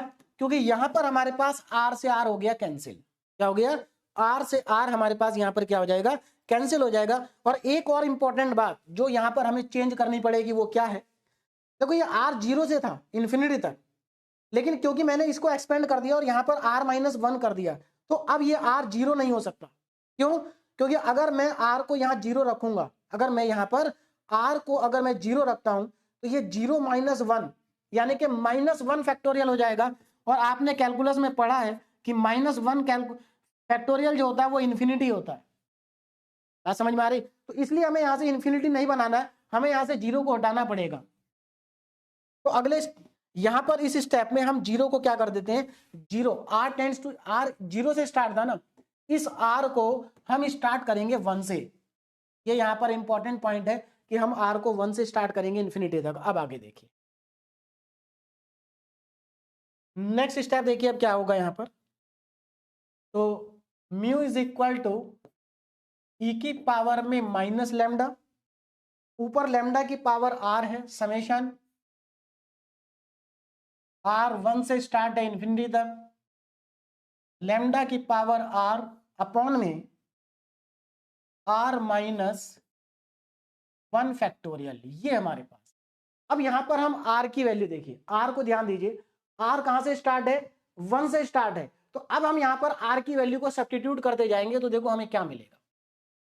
नेक्स्ट स्टेप देखिए, mu is equal to E की पावर में माइनस लैम्डा, यहां पर मैं समेशन हटा रहा हूं और आर की वैल्यू को पुट कर रहा हूं, देखो कितना मिलेगा।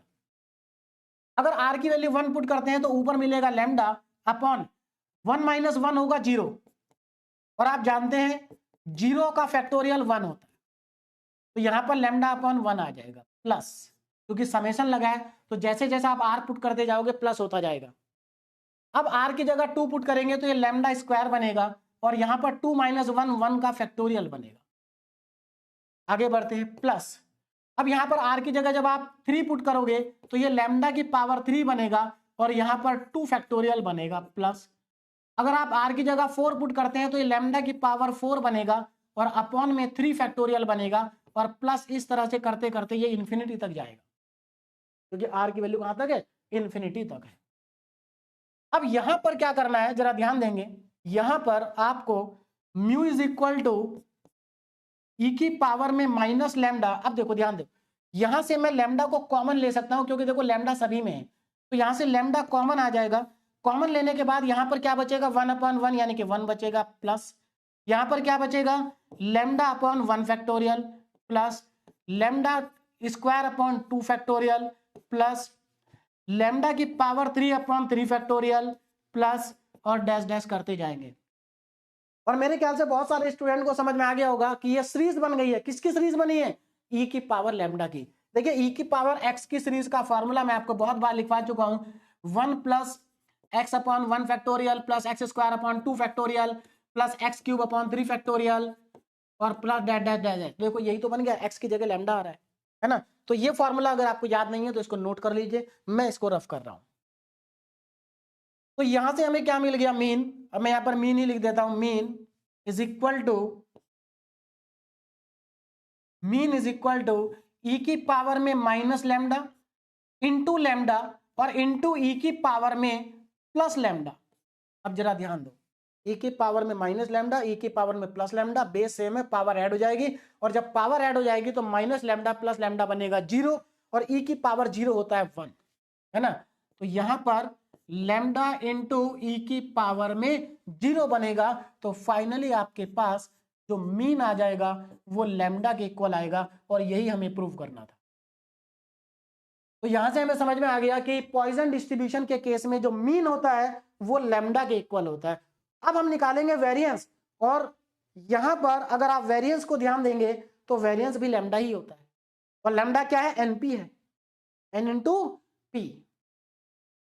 आगे बढ़ते हैं नाउ, अब हम निकालेंगे वेरिएंस। क्या निकालेंगे, वेरिएंस। तो अब जरा ध्यान देंगे, वेरिएंस की बात करते हैं। वेरिएंस, अब देखो वेरिएंस की अगर हम बात करें तो वेरिएंस का फॉर्मूला भी आपको याद होगा। वेरिएंस को हम सिग्मा स्क्वायर से रिप्रेजेंट करते हैं, है ना। और वेरिएंस का फॉर्मूला हमने क्या पढ़ा था, expectation of x square, x की जगह यहाँ आर आ जाएगा, minus expectation of x, x की जगह यहाँ पर क्या आएगा, आर आएगा, और इसका होल स्क्वायर। यही फॉर्मूला हमने पढ़ा था वेरिएंस का, है ना। ये हमारा किसका फॉर्मूला है, वेरिएंस का। बात समझ में आ रही है। चलिए अब आगे बढ़ते हैं। अब यहां पर हमें ई स्क्वायर को निकालना है। इसको देखो, इसको तो हम कैलकुलेट कर चुके हैं, एक्सपेक्टेशन ऑफ आर है और एक्सपेक्टेशन ऑफ आर मीन ही तो होगा, यानी कि एक्सपेक्टेशन ऑफ आर की वैल्यू है लैम्डा, तो इसके प्लेस पर तो लैम्डा आ जाएगा। तो यहां पर ध्यान देंगे, sigma square is equal to, अब यहां पर इसका तो मैं फॉर्मूला लिखूंगा। क्या फॉर्मूला होगा इसका, देखिए एक्सपेक्टेशन ऑफ एक्स स्क्वायर का फॉर्मूला क्या होता था, एक्सपेक्टेशन ऑफ एक्स स्क्वायर का फॉर्मूला होता था समेशन एक्स स्क्वायर, और यहां पर हमारे पास आ जाएगा पी एक्स और यहां पर आएगा आर। तो यहां पर इसका फॉर्मूला जब हम लिखेंगे तो summation R square P R, और आर की वैल्यू 0 से लेकर के इंफिनिटी तक वेरी करेगी, माइनस ये हो जाएगा लैम्डा का स्क्वायर, है ना। ये क्या आ जाएगा, लैम्डा का स्क्वायर। बोलो बात समझ में आ गई। अब आगे सॉल्व करते हैं। देखिए अब इसको हमें सॉल्व करना है, तो पहले हम यहाँ पी आर की वैल्यू पुट करेंगे। तो देखिए जरा ध्यान दीजिए, sigma square is equal to summation R की वैल्यू 0 से लेकर के इंफिनिटी आर स्क्वायर, और यहाँ पर पी आर की वैल्यू होगी ई की पावर में माइनस लैम्डा, लैम्डा की पावर में आर और अपॉन में आर फैक्टोरियल और माइनस लैम्डा स्क्वायर। ये हमारे पास आ जाएगा। अब हम यहाँ पर क्या करेंगे, जरा ध्यान देना। देखो अगर मैं यहाँ पर आर 0 पुट करता हूं तो ये पूरी टर्म 0 हो जाएगी, इसलिए यहाँ पर इसको आर को 0 से स्टार्ट करके कोई फायदा नहीं है, हम इसको स्टार्ट करेंगे 1 से। तो sigma square is equal to summation, मैं यहाँ पर आर को 1 से स्टार्ट करूंगा, इंफिनिटी आर स्क्वायर, क्योंकि 0 पे तो सब 0 ही मिल रहा है, ई की पावर में माइनस लैम्डा, लैम्डा की पावर में आर। अच्छा एक और चीज मैंने यहाँ पर जो छूट गई, दैट इज ई की power minus lambda again constant है, क्योंकि हमें वैल्यू कहां किसकी वेरी करनी है, आर की। तो ई की पावर माइनस लैम्डा को मैं पहले ही बाहर निकाल लेता हूं। तो अब समेशन में क्या बच जाएगा, r इक्वल टू 1 से लेकर के इन्फिनिटी, और यहां पर हमारे पास आ जाएगा r स्क्वायर आएगा न्यूमरेटर में, और लैम्डा की पावर r आएगा, और डिनोमिनेटर में आएगा r फैक्टोरियल, और माइनस में लैम्डा स्क्वायर। बस अब इसको आगे बढ़ाते हैं। देखिए अब यहां पर ध्यान देंगे, चलिए अब मैं इसको ओपन करने जा रहा हूं। किसको ओपन करने जा रहा हूं, समेशन को। देखिए समेशन को ओपन करके क्या मिलेगा, यहां पर जरा ध्यान दें, अब यहां से इंपॉर्टेंट स्टेप स्टार्ट हो रहे हैं। सिग्मा स्क्वायर ई की पावर में माइनस लैम्डा बाहर है, अब मैं यहां पर ब्रैकेट लगाऊंगा, आर की वैल्यू जब मैं यहां पर 1 पुट करूंगा तो मुझे क्या मिलेगा, 1 का स्क्वायर, 1 का स्क्वायर इंटू लैम्डा की पावर 1 यानी कि इंटू में लैम्डा, और डिवाइड में 1 का फैक्टोरियल। देखिए ध्यान से समझिए, 1 स्क्वायर लैम्डा की पावर आर यानी कि लैम्डा की power 1 upon 1 factorial, plus second term 2 का स्क्वायर, 2 का स्क्वायर इंटू लैम्डा का भी square divided by 2 factorial, divided bye 2 factorial. और आगे बढ़ते हैं, प्लस 3 का स्क्वायर क्योंकि आर की जगह 3 पुट करेंगे, इंटू लैम्डा की पावर 3 और डिवाइडेड बाय 3 फैक्टोरियल, है ना। अब देखिए स्पेस कम है तो इसलिए मैं एक और टर्म नहीं लिख रहा हूं, इतने से लिख लेते हैं, डैश डैश डैश चलेगा इन्फिनिटी तक, और माइनस में आएगा लैम्डा स्क्वायर। बोलो बात समझ में आ रही है। अब देखो ऊपर से लैम्डा सभी में से कॉमन आ रहा है, लैम्डा क्या आ रहा है, कॉमन आ रहा है, तो मैं लैम्डा को ले लेता हूं कॉमन। अब यहां पर जरा ध्यान देंगे, sigma square is equal to E की पावर में माइनस लैम्डा, और sigma square is equal to E की पावर में minus lambda into lambda, common आ गया। अब यहां पर ब्रैकेट में देखिए क्या बचेगा, देखो लैम्डा को जब कॉमन लेंगे तो ये 1 स्क्वायर अपॉन 1 फैक्टोरियल बचेगा, और 1 स्क्वायर अपॉन 1 फैक्टोरियल को मैं 1 लिख सकता हूं, तो इसको तो मैंने लिख दिया 1 प्लस। अब जरा ध्यान देना, यहां पर लैम्डा स्क्वायर था, लैम्डा बचेगा। एक और इंपॉर्टेंट बात, ऊपर लिखा 2 स्क्वायर, नीचे लिखा 2 फैक्टोरियल, तो क्या मैं इसको ऐसा लिख सकता हूं, 2 इंटू 2, समझ लीजिए क्योंकि वहां मैं डायरेक्ट लिखूंगा 2 इंटू 2 अपॉन 2 इंटू 1 फैक्टोरियल। मैं 1 की जगह 1 भी लिख सकता हूं 1 फैक्टोरियल की जगह, लेकिन हम यहां पर फैक्टोरियल ही लिख रहे हैं, 2 इंटू 1 फैक्टोरियल। तो यहां पर 2 से 2 कैंसिल हो गया, 2 अपॉन 1 फैक्टोरियल बचा। तो इसका मतलब ऊपर हमारे पास 2 बचा, लैम्डा कॉमन ले लिया तो लैम्डा बचा, डिवाइड में 1 फैक्टोरियल बचा।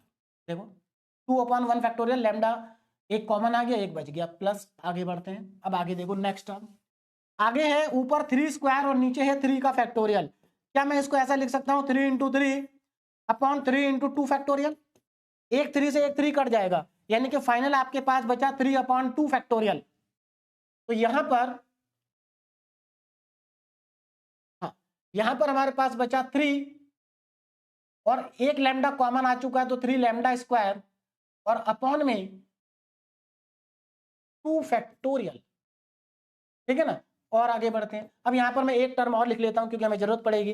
देखिए जो इसके अगली टर्म होगी वो एक्चुअल में होगी 4 का स्क्वायर इंटू लैम्डा की पावर 4 अपॉन में 4 फैक्टोरियल। तो इसको हम क्या लिख सकते हैं, इसको हम लिख सकते हैं 4 इंटू 4 इंटू लैम्डा की पावर 4 डिवाइडेड बाई 4 फैक्टोरियल को मैं लिख सकता हूं 4 इंटू 3 फैक्टोरियल, और एक 4 से एक 4 कट जाएगा, तो बचा क्या 4 अपॉन 3 फैक्टोरियल, और क्योंकि एक लैम्डा कॉमन आ चुका है तो ये बचेगा 3। तो नेक्स्ट टर्म हमारे पास क्या होगी, 4 लैम्डा की पावर 3 अपॉन में 3 factorial plus dash dash dash और माइनस का लैम्डा स्क्वायर। ये इंपॉर्टेंट स्टेप था, मुझे लगता है आपको समझ में आ गया होगा। अब यहां पर जरा ध्यान देना, अब क्या करें, देखिए नेक्स्ट स्टेप और भी ज्यादा इंपॉर्टेंट है, lambda square is equal to lambda into E की पावर में माइनस लैम्डा। अब देखो ब्रैकेट, अब देखो यहां पर ये 1 है, 1 प्लस, देखो ये 2 लैम्डा है, हम इनको एक काम करते हैं, यहां पर 2 सीरीज बन जाएंगे हमारी। देखो कैसे, अगर मैं 2 लैम्डा को, क्या मैं लैम्डा प्लस लैम्डा लिख सकता हूं अपॉन में 1 फैक्टोरियल। क्या मैं 3 लैम्डा स्क्वायर को lambda square plus 2 lambda square लिख सकता हूं, और अपॉन में 2 फैक्टोरियल। सिमिलरली हम इसको लिख सकते हैं लैम्डा की पावर 3 प्लस 3 लैम्डा की पावर 3 और अपॉन में 3 फैक्टोरियल। कुछ गलत तो नहीं हुआ, देखो lambda plus lambda 2 lambda, lambda square plus 2 lambda square 3 lambda square, lambda cube plus 3 lambda cube 4 lambda cube, कुछ गलत नहीं हुआ, प्लस डैश डैश डैश और माइनस में लैम्डा का स्क्वायर। देखिए माइनस में लैम्डा स्क्वायर, बोलो बात समझ में आ गई। अब यहां पर ये अगर आप इसको ध्यान से देखें तो हमें दो सीरीज मिल जाएंगी। कैसे? देखो इस टर्म को मैं क्या लिख सकता हूं, lambda upon 1 factorial plus lambda upon 1 factorial. इसको हम लिख सकते हैं lambda square upon 2 factorial plus lambda upon 2 lambda square upon 2 factorial. इस तरह से हम इसको लिख सकते हैं। तो चलिए मैं लिख देता हूं अगले स्टेप में। तो lambda square is equal to lambda into E की पावर में माइनस लैम्डा और ब्रैकेट में 1 plus lambda upon 1 factorial plus lambda upon 1 factorial plus lambda square upon 2 factorial plus 2 lambda square upon 2 factorial plus lambda की power 3 upon 3 factorial plus lambda की power 3 lambda की power 3 upon 3 factorial और plus dash dash dash minus का lambda square. इससे फायदा क्या हुआ? अब देखो अगले स्टेप में आपको फायदा नजर आएगा। देखिए lambda square is equal to lambda E की पावर में माइनस का लैम्डा। देखो यहां पर अगर आप ध्यान देंगे, देखो 1 lambda plus 1 lambda upon 1 factorial, 1 plus lambda upon 1 factorial plus lambda square upon 2 factorial plus lambda की पावर 3 अपॉन 3 फैक्टोरियल। ये ई की पावर लैम्डा की सीरीज आपको मिल जाएगी। यानी कि जहां जहां पर लैम्डा का कोफिशिएंट 1 है, अगर आप उनको सेपरेट एक साथ लिख ले, देखिए मैं एक साथ लिख रहा हूं, ध्यान दीजिएगा, 1 plus lambda upon 1 factorial plus lambda square upon 2 factorial, थोड़ा स्पेस कम है मैं छोटा छोटा लिख रहा हूं, ध्यान दीजिएगा, डैश डैश डैश, है ना, ये इन्फिनिटी तक जाएगा। इसको मैंने एक ब्रैकेट में लिख दिया। जहां पर लैम्डा का कोफिशिएंट था उन सबको मैंने एक ही ब्रैकेट में लिख दिया, और जो बचे उनको मैं दूसरे ब्रैकेट में लिखने जा रहा हूं। देखो क्या बचा, 1 तो आ चुका, ये भी आ चुका। यहां से स्टार्ट करेंगे लैम्डा अपॉन 1 फैक्टोरियल से, यानी कि lambda upon 1 factorial plus 2 lambda square upon 2 factorial plus 3 lambda cube upon 3 factorial plus dash dash dash और माइनस का लैम्डा स्क्वायर। तो मेरे ख्याल से यहां तक आपको मेरी बात समझ में आई होगी। अब जरा ध्यान देना, ये तो बन गया ई की पावर में लैम्डा। तो अब अगली स्लाइड पे चलते हैं और देखिए जरा इसको कंप्लीट कर लेते हैं। देखिए तो lambda sigma square equal to sigma square, बस 2-3 स्टेप और बचे हैं। Sigma square is equal to, बाहर क्या था, लैम्डा ई की पावर में माइनस लैम्डा, लैम्डा ई की पावर में माइनस लैम्डा ब्रैकेट, ये हमारे पास, चलिए एक बार इस सीरीज को लिख लेता हूं, 1 plus lambda upon 1 factorial lambda square upon 2 factorial plus lambda की पावर 3 अपॉन 3 फैक्टोरियल भी आएगा प्लस डैश डैश डैश, है ना। ये मेरी बन गई पहली सीरीज। ये क्या थी, मेरी पहली सीरीज थी। क्लियर है? आगे दूसरी सीरीज देखें तो दूसरी सीरीज में इस वाली सीरीज को अगर आप ध्यान से देखें तो इसमें लैम्डा ऊपर से कॉमन आ रहा है। लैम्डा ऊपर से क्या आ रहा है, कॉमन आ रहा है। तो सेकंड सीरीज में से पहले तो मैं लैम्डा को ले लेता हूं कॉमन, और कॉमन लेने के बाद यहां पर 1 बचेगा, 1 अपॉन 1 फैक्टोरियल को आप 1 ही लिख सकते हैं, 1 बचेगा, है ना। चलिए तो लैम्डा को कॉमन लेने के बाद यहां पर 1 बचेगा प्लस नेक्स्ट स्टेप क्या है, 2 लैम्डा स्क्वायर, सॉरी स्क्वायर का 2 लैम्डा बचेगा, 2 lambda upon 2 factorial, 2 lambda upon 2 factorial plus उसके बाद नेक्स्ट टर्म क्या है, 3 लैम्डा स्क्वायर अपॉन 3 फैक्टोरियल, 3 क्योंकि लैम्डा हम कॉमन ले चुके हैं, 3 lambda square upon 3 factorial plus, चलिए एक और टर्म लिख लेते हैं। तो इसके बाद अगर मैं एक और टर्म लिखूं तो मेरे पास आ जाएगा 4 lambda cube, 4 lambda cube upon में 4 फैक्टोरियल और प्लस डैश डैश और माइनस में लैम्डा स्क्वायर। अब इसको देखो जरा, अब नेक्स्ट स्टेप में क्या आ जाएगा, sigma square is equal to lambda E की पावर में माइनस लैम्डा और ब्रैकेट में, देखो ये बन गया हमारे पास ई की पावर में लैम्डा यहां से यहां तक प्लस लैम्डा ब्रैकेट, देखिए प्लस में बाहर आ रहा है हमारे पास लैम्डा और ब्रैकेट स्टार्ट हो गया। अब जरा ध्यान दो, यहां पर अगर आप ध्यान देंगे 1 प्लस, देखो ये ऊपर 2 है और नीचे 2 फैक्टोरियल है, तो क्या मैं इसको ऐसा नहीं लिख सकता 2/2 इंटू 1 फैक्टोरियल, 2 से 2 कट गया तो 1/1 फैक्टोरियल और साथ में इसके लैम्डा है, तो इसका मतलब क्या मैं अगली टर्म को लैम्डा अपॉन 1 फैक्टोरियल लिख सकता हूं प्लस, यहां पर 3 से 3 कट जाएगा, देखो ऊपर है 3 नीचे है 3 फैक्टोरियल और ऊपर 3 लैम्डा स्क्वायर है, तो यहां पर मैं इसको लिख सकता हूं 3 lambda square upon 3 into 2 factorial और 3 से 3 कट गया, लैम्डा स्क्वायर अपॉन 2 फैक्टोरियल बचा प्लस नेक्स्ट टर्म में अगर आप देखेंगे तो नेक्स्ट टर्म में 4 से 4 कट जाएगा तो बचेगा क्या लैम्डा की पावर 3 और अपॉन में बचेगा 3 factorial plus dash dash dash, और मेरे ख्याल से आपको समझ में आ गया होगा कि एक बार फिर से हमारे पास ई की पावर लैम्डा की सीरीज बन गई, देखो फिर से बन गई, तो यहां पर इसकी जगह भी ई की पावर लैम्डा पुट कर देंगे, तो sigma square is equal to lambda E की पावर में माइनस लैम्डा ब्रैकेट में ई की पावर में लैम्डा प्लस, अब यहां पर लैम्डा ई की पावर लैम्डा, ये मेरे पास आ चुका है। अब इसको मैं अंदर मल्टीप्लाई कर देता हूं, तो देखिए मल्टीप्लाई करेंगे तो क्या आ जाएगा, sigma square is equal to, इसमें मल्टीप्लाई करेंगे तो लैम्डा ई की पावर में माइनस लैम्डा ई की पावर में plus lambda plus lambda into lambda lambda square और ई की पावर में माइनस लैम्डा और ई की पावर में प्लस लैम्डा, अच्छा माइनस में लैम्डा स्क्वायर भी चल रहा है, माइनस में लैम्डा स्क्वायर। अब जरा ध्यान देना, देखो ये देखो इन दोनों को ध्यान से देखो, ई की पावर में माइनस लैम्डा और ई की पावर में प्लस लैम्डा दोनों मिलके बन जाएंगे 1, यहां पर भी ये दोनों मिलके बन जाएंगे 1, तो हमारे पास बचेगा क्या, हमारे पास बचेगा sigma square is equal to lambda plus lambda square minus का लैम्डा स्क्वायर और ये कैंसिल आउट हो गया, तो सिग्मा स्क्वायर कितना आ गया लैम्डा, और सिग्मा स्क्वायर क्या होता है, सिग्मा स्क्वायर होता है हमारे पास वेरिएंस, है ना, तो इसका मतलब ये हुआ कि जो हमारा वेरिएंस है वो भी लैम्डा के इक्वल आ गया, और यही हमें प्रूव करना था।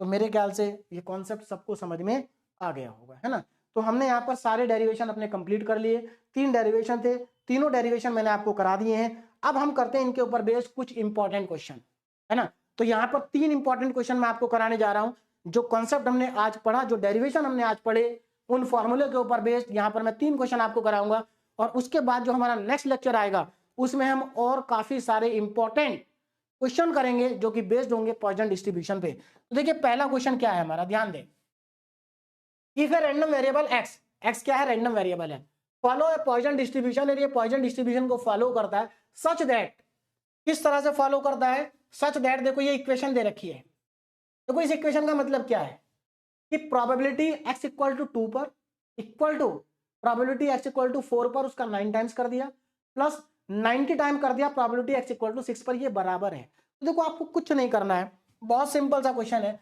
आपको इस इक्वेशन को लेके चलना है, ये आपके पास मेन इक्वेशन है, इस इक्वेशन को आपको लेना है और इस इक्वेशन में px इक्वल टू 2 और px इक्वल टू 4 और px इक्वल टू 6 का फॉर्मूला लगा देना है पॉइजन डिस्ट्रीब्यूशन का, और बस उसके बाद आपको आंसर मिल जाएगा, आपको मीन भी मिल जाएगा, वेरिएंस भी मिल जाएगा, क्योंकि मीन और वेरिएंस क्या होगा, लैम्डा होगा, यानी कि आपको लैम्डा फाइंड करना है, तो लैम्डा की वैल्यू आएगी वही मीन की भी होगी और वही वेरिएंस की भी होगी। तो चलिए स्टार्ट करते हैं, तो हम कहां से स्टार्ट करेंगे, गिवन कंडीशन से। तो अब यहां पर जरा ध्यान दीजिए, हमें क्या गिवन है, जो गिवन है उसी से स्टार्ट करेंगे। तो यहां पर हमें गिवन है p x इक्वल टू 2, यानी कि प्रोबेबिलिटी, देखिए यहां पर जो 2 ये r की वैल्यू है, यानी कि एक तरह से आप इसको px इक्वल टू 2 को आप शॉर्ट में p2 भी लिख सकते हैं, probability of success, number of success कितनी है, यहां पर 2 है, 9p x equal to 4 plus 90p और x इक्वल टू 6, ये हमारे पास है। अब जरा ध्यान से देखो, यहां पर अब मैं फॉर्मूला लगाने जा रहा हूं, देखिए पॉइजन डिस्ट्रीब्यूशन का फॉर्मूला हमारे पास क्या होता है उसका हम यूज करेंगे, पॉइजन डिस्ट्रीब्यूशन। चलिए मैं पहले पॉइजन डिस्ट्रीब्यूशन का ऊपर फॉर्मूला लिख देते हैं तो हमें ज्यादा सही रहेगा ना, for Poisson distribution, for Poisson distribution, क्योंकि फॉर्मूले में वैल्यू पुट करना आसान रहेगा। तो पॉइजन डिस्ट्रीब्यूशन का फॉर्मूला हमारा क्या होता है, ध्यान दीजिएगा, p x equal to R, या इसको आप केवल पी आर भी लिख सकते हैं, P X equal to R ई की पावर में माइनस लैम्डा, लैम्डा की पावर में आर अपॉन में आर फैक्टोरियल, ये हमारा फॉर्मूला होता है, ठीक है ना। चलिए अब यहां पर जो हमें इक्वेशन दी है उस इक्वेशन को मैं लिखूंगा, तो P X equal to 2 is equal to 9p X equal to 4 plus 90p और x इक्वल टू 6।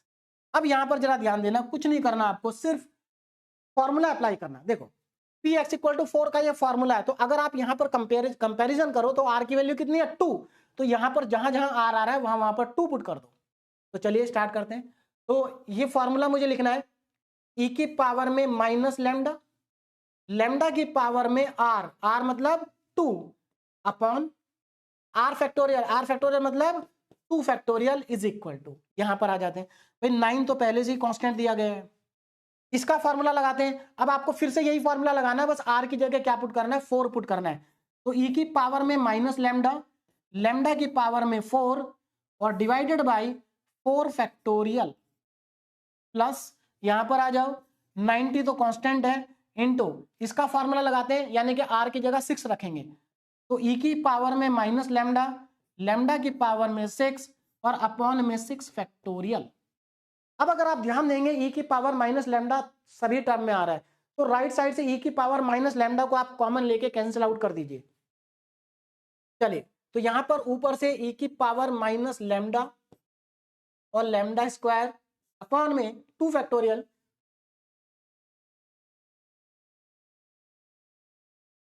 सॉरी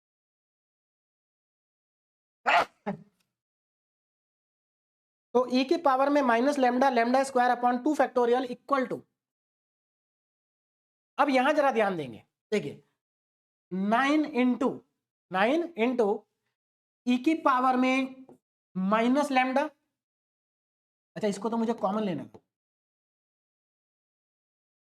ई की पावर में माइनस लैम्डा मैंने ले लिया कॉमन, क्या बचा मेरे पास 9 लैम्डा की पावर 4 अपॉन 4 फैक्टोरियल प्लस यहां पर मैंने ई की पावर लैम्डा को कॉमन लिया, तो 90 इंटू लैम्डा की पावर 6 अपॉन 6 फैक्टोरियल, ये मेरे पास बचा, ठीक है ना। चलिए अब इसको आगे सिंप्लीफाई करते हैं, इसको आगे सिंप्लीफाई करते हैं।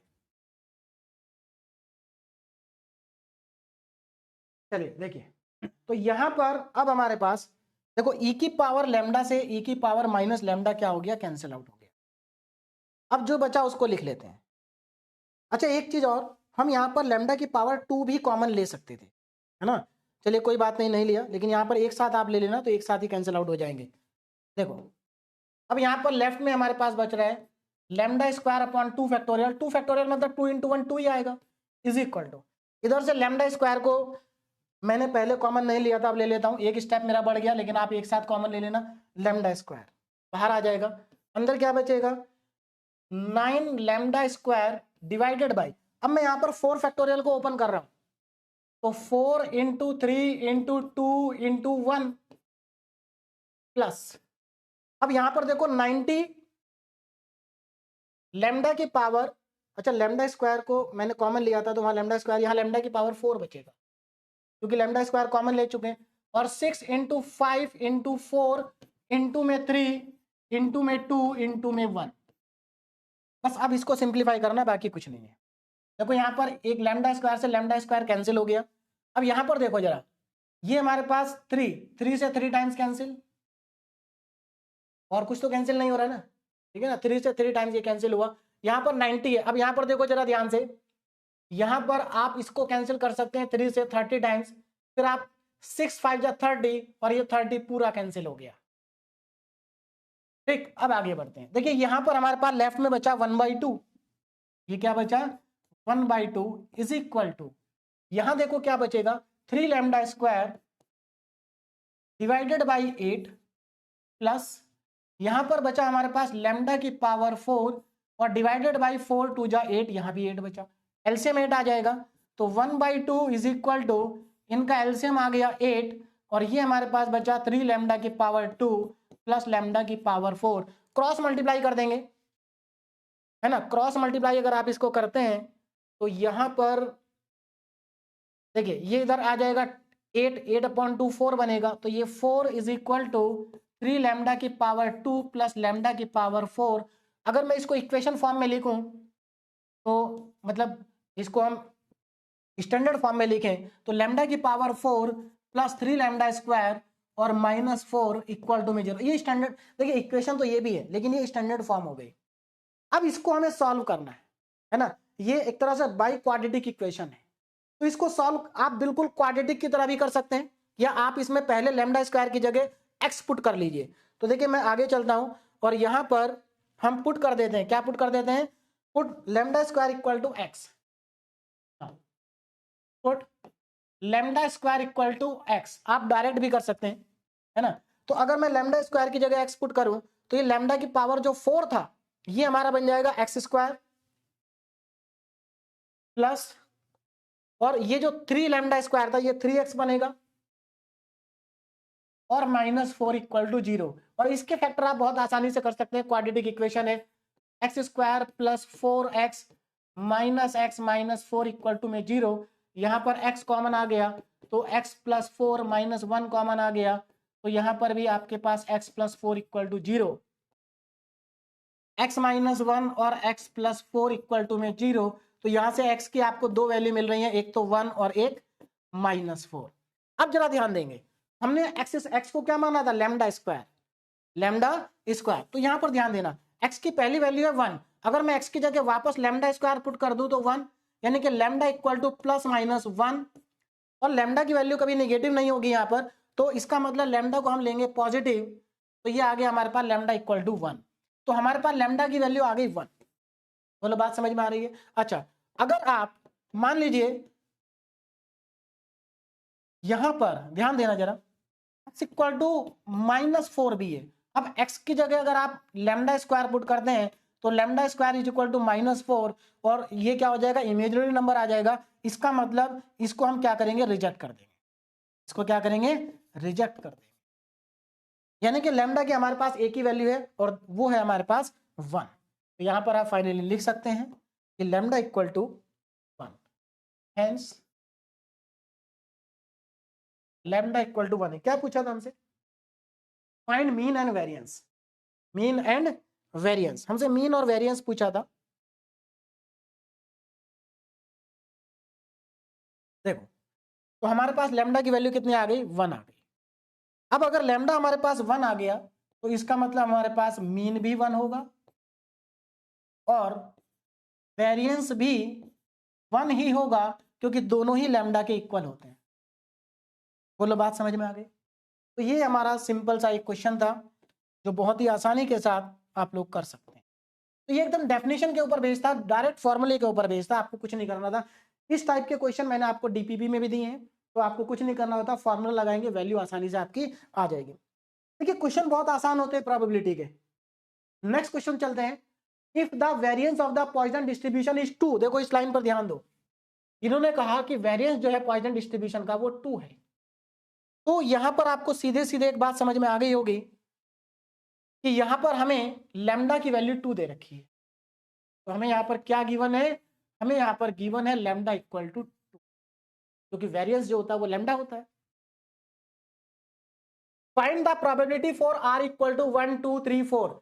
हमें r इक्वल टू 1 2 3 4 के लिए प्रोबेबिलिटी निकालनी है। इसका मतलब हमें यहाँ पर px इक्वल टू 1 फाइंड करना है, px इक्वल टू 2 फाइंड करना है, px इक्वल टू 3 फाइंड करना है, px इक्वल टू 4 फाइंड करना है। आगे क्या कहा गया, फ्रॉम द रिकरेंस रिलेशन। लेकिन ये चारों आपको रिकरेंस रिलेशन की हेल्प से फाइंड करने हैं, डायरेक्ट पॉइसन डिस्ट्रीब्यूशन के फॉर्मूले से फाइंड नहीं करने हैं। चलिए कोई दिक्कत नहीं है, आगे देखिए, ऑल्सो फाइंड, और आपको P R greater than equal to 4 भी फाइंड करना है, तो उसकी बात बाद में करेंगे। पहले हम बात कर लेते हैं कि P X equal to 1, X equal to 2, X equal to 3, X equal to 4 कैसे फाइंड होगा, रिकरेंस रिलेशन से। तो यहां पर जरा ध्यान दीजिए, देखिए रिकरेंस रिलेशन से आपको P1 फाइंड करना है, तो इसको फाइंड करने के लिए आपको क्या करना पड़ेगा, लैम्डा अपॉन r प्लस 1, और यहां पर P0 आएगा आपके पास। इसका मतलब आपको P1 फाइंड करने के लिए P0 चाहिए, और P2 फाइंड करने के लिए P1 चाहिए, P3 फाइंड करने के लिए P2 चाहिए, और P4 फाइंड करने के लिए P3 चाहिए। तो सबसे पहले आपको P0 चाहिए। भाई आपको यही तो कहा गया कि P1 P2 P3 P4 को फाइंड करो रिकरेंस रिलेशन से, आपको P0 के लिए तो कुछ नहीं कहा गया ना, तो आप P0 को फाइंड करेंगे पॉइजन डिस्ट्रीब्यूशन के फॉर्मूले से। तो अब यहां पर जरा ध्यान दें, नाउ यहां पर मैं लिखूंगा by Poisson distribution, by Poisson distribution. अब जरा ध्यान देंगे, अगर मैं यहां पर पॉइजन डिस्ट्रीब्यूशन का फॉर्मूला लिखूं तो पॉइजन डिस्ट्रीब्यूशन का फॉर्मूला क्या होता है? पॉइजन डिस्ट्रीब्यूशन का formula P R is equal to P, मैं यहां पर P X equal to R भी लिख सकता था, लेकिन पी आर लिखा यहां पर फिलहाल मैंने, ई की पावर में माइनस लैम्डा, लैम्डा की पावर में आर और अपॉन में आर फैक्टोरियल, ये मेरे पास फॉर्मूला है। और मैं यहां पर क्या करूंगा, आर इक्वल टू 0, यानी कि मैं यहां पर P0 फाइंड करना चाह रहा हूं, तो मैं यहां पर आर की जगह 0 पुट कर दूंगा। देखिए अगर आप आर की जगह 0 पुट करते हैं और लैम्डा की जगह 2 पुट करते हैं तो ये ई की पावर में -2 बनेगा और यहां पर लैम्डा की पावर 0 आ जाएगी और डिनोमिनेटर में भी 0 फैक्टोरियल आ जाएगा। इसको सिंप्लीफाई करें तो ये P0 इक्वल टू ई की पावर में -2 आएगा, ई की पावर में -2 आएगा। और ई की पावर -2 की वैल्यू आप चाहें तो ई की पावर -2 में ही इसको रख सकते हैं, या फिर आप यहां पर ई की पावर -2 की वैल्यू कैलकुलेटर की हेल्प से फाइंड करके लिख दें। देखिए कैलकुलेटर सभी स्टूडेंट के पास होगा, तो मैं इस वैल्यू को कैलकुलेट कर लेता हूं कैलकुलेटर से, ध्यान दीजिएगा। देखिए चलिए मिल गया कैलकुलेटर, तो देखिए यहां पर हमारे पास ई की पावर में -2, तो देखिए आपके कैलकुलेटर में ई 2 जगह पर होता है ना। अगर आप देखेंगे 2 जगह पर ई है, एक तो येलो कलर से लिखा होगा और एक और होगा आपका पिंक जैसा जो कलर होता है। तो यहां पर आप येलो कलर वाले का भी यूज कर सकते हो, तो मैं येलो कलर वाले का यूज कर रहा हूं। तो येलो कलर के लिए आप क्या करते हैं, पहले शिफ्ट वाला बटन प्रेस करते हैं, है ना।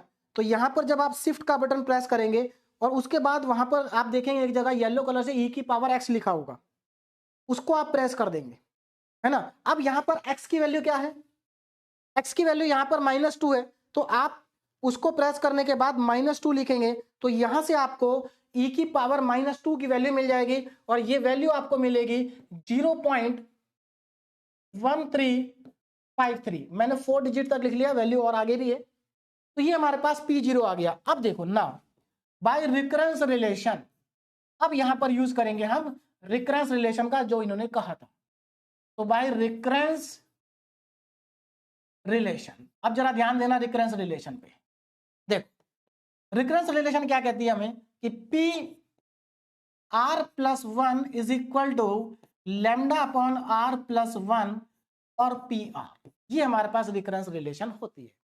आप चाहें तो इसको P X equal to R plus 1 और इसको P X equal to R भी लिख सकते हैं। अब जरा ध्यान देना, हमें क्या फाइंड करना है, R इक्वल टू 1 के लिए वैल्यू फाइंड करनी है, इसका मतलब हमें P1 फाइंड करना है। क्या फाइंड करना है, P1। तो देखो R इक्वल टू 1 यानी कि हमें P1 फाइंड करना है। और जरा यहां पर ध्यान देना, यहां पर P1 कब मिलेगा आपको, यहां पर P1 तब मिलेगा जब R 0 होगा। तो पहले यहां पर R को आप 0 पुट करेंगे, तो यहां पर जब आप R को 0 पुट करते हैं तो ये आपको मिल जाता है 0 plus 1 is equal to lambda कितना है, लैम्डा हमारे पास 2 है, R कितना है, R हमने 0 पुट करा 0 प्लस 1 और यहां पर ये आ जाएगा P0। तो अब जरा ध्यान देना, ये तो बनेगा आपका P1 और ये 2/1 2 ही बन जाएगा और ये P0, और P0 को हम फाइंड कर चुके हैं ऊपर, ये रहा P0।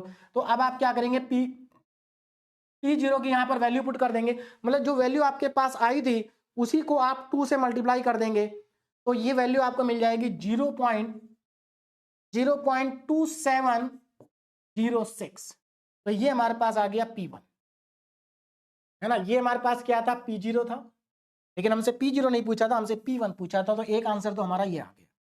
आगे बढ़ते हैं, अब हमें निकालना है P2, तो आगे चलते हैं और यहां पर अब हम कैलकुलेट करते हैं P2। देखिए P2 कब आएगा, जब आप R की जगह पर 1 पुट करेंगे, 1 प्लस 1, है ना। देखो P2 कब आएगा आपके पास, जब R की जगह आप 1 पुट करेंगे तो P2 आ जाएगा। तो वहां पर भी R की जगह 1 पुट करना होगा, तो इज इक्वल टू लैम्डा की जगह 2 आ जाएगा, R की जगह 1 प्लस, R की जगह 1 आएगा तो नीचे 1 प्लस 1 बन जाएगा और ये बनेगा P1। अब यहां पर जरा ध्यान दें, ये तो बन जाएगा P2 और इधर ये 2/2 यानी कि 2/2 कैंसिल आउट हो जाएगा और ये P1 आ जाएगा। इसका मतलब P2 तो P1 के बराबर ही है। तो P2 इक्वल टू, अब इसको कैलकुलेट करने की जरूरत नहीं है, P2 इक्वल टू P1 के बराबर होगा 0.2706, 0.2706 ये हमारे पास आ जाएगा, है ना, सेकेंड वैल्यू P2। अब हमें निकालना है P3। ध्यान दीजिएगा P3 कब आएगा, जब R को आप 2 पुट करेंगे तो ये 2 + 1 बनेगा, दिस इज 2/2 + 1, क्योंकि नीचे R + 1 होता है, R + 1, और R की जगह क्योंकि आपने 2 पुट कराया तो ये आपका P2 होगा। अब ध्यान दीजिए ये बन गया P3 इज इक्वल टू ये 2/3 और ये बना ब्रैकेट में P2। तो अब आपको क्या करना है, P2 तो आप ऑलरेडी निकाल चुके हैं, यानी कि जो चीज आप ऑलरेडी निकाल चुके हैं, जिसको आप ऑलरेडी कैलकुलेट कर चुके हैं, उसी को आप यहां पर पुट कर देंगे, दैट इज 0.2706 और कैलकुलेटर से इसको कैलकुलेट कर लेंगे। तो आपको क्या करना है, 0.2706 को मल्टीप्लाई करना है 2 से और जो आएगा उसको डिवाइड करना है 3 से, तो ये वैल्यू आपको मिलेगी P3 की। तो P3 इज इक्वल टू 0.1804, ये आपको यहां से फाइनल आंसर मिल जाएगा। क्लियर है? आगे चलते हैं। नेक्स्ट देखिए, अब हमें निकालना है P4। क्या निकालना है? P4। तो P4 कब मिलेगा, जब R की जगह 3 पुट करेंगे तो 3 + 1 हो जाएगा, ये 2/3 + 1 बनेगा और यहां पर बनेगा P3 आप ऑलरेडी कैलकुलेट कर चुके हैं, वहां पर पुट कर देंगे तो ये हमारा आ जाएगा P4 इज इक्वल टू 2/4 यानी कि 1/2 और ये P3 कितना है, यहां पर पुट कर दें P3 को, P3 हमारे पास 0.1804 और इसको कर दें 2 से डिवाइड, क्या कर दें, 2 से डिवाइड कर दें तो ये आपके पास आ जाएगा P4 और P4 आपके पास आएगा 0.0902, दिस इज P4। तो यहां तक तो मुझे लगता है सभी स्टूडेंट को बहुत ही आसानी से समझ में आ गया होगा, आगे भी समझ में आ जाएगा। तो हमसे देखो क्या पूछा था, हमसे पूछा था कि R इक्वल टू 1 2 3 यानी कि P1 P2 P3 P4 निकालना रिकरेंस रिलेशन से, वो हमने निकाल दिया। अब इन्होंने कहा also find PR greater than equal to 4। अब देखो R की वैल्यू तो इन्फिनिटी तक जाती है, R की वैल्यू कहां तक जाती है, इन्फिनिटी तक। तो अब इसको कैसे फाइंड करेंगे, देखो हमें, हाँ तो हमें अब क्या निकालना है, अब हमें निकालना है PR greater than equal to 4, ये हमें फाइंड करना है। देखो greater than equal to 4 find करना तो डिफिकल्ट है, क्योंकि हमें 4 से स्टार्ट करके इन्फिनिटी तक जाना होगा, जो कि कैलकुलेट करना पॉसिबल नहीं है। तो क्या करेंगे, यहां पर हम उल्टा करेंगे, 1 minus PR less than 4 find कर लेते हैं। भैया हम एक काम कर लेते हैं, R लेस देन 4 फाइंड कर लेते हैं। क्यों, क्योंकि देखो सीधी सी बात है, 0 से लेके इन्फिनिटी तक, जब R की वैल्यू 0 से इन्फिनिटी तक जाएगी तो सभी प्रोबेबिलिटी का सम 1 होता है। तो हम ग्रेटर देन इक्वल टू 4 तो फाइंड नहीं कर सकते, लेकिन हम लेस देन 4 तो फाइंड कर सकते हैं ना, और जो लेस देन 4 की प्रोबेबिलिटी आएगी उसको 1 में से माइनस कर देंगे। देखो सिंपल सा कॉन्सेप्ट ये है कि P0 P1 P2 P3 से लेकर के इन्फिनिटी तक सारी प्रोबेबिलिटी का सम 1 है, और हमें सम निकालना है जब R की वैल्यू 4 या 4 से ज्यादा है। तो हम एक काम करते हैं भाई, R या R से ज्यादा की वैल्यू के लिए अगर हम प्रोबेबिलिटी निकालते हैं तो उसको निकालने का तरीका ये है कि आप 1 में से माइनस कर दो, किसको, जो इसमें नहीं है, P0 P1 P2 P3, ये आसान तरीका हो जाएगा। तो बस यही करना हमें।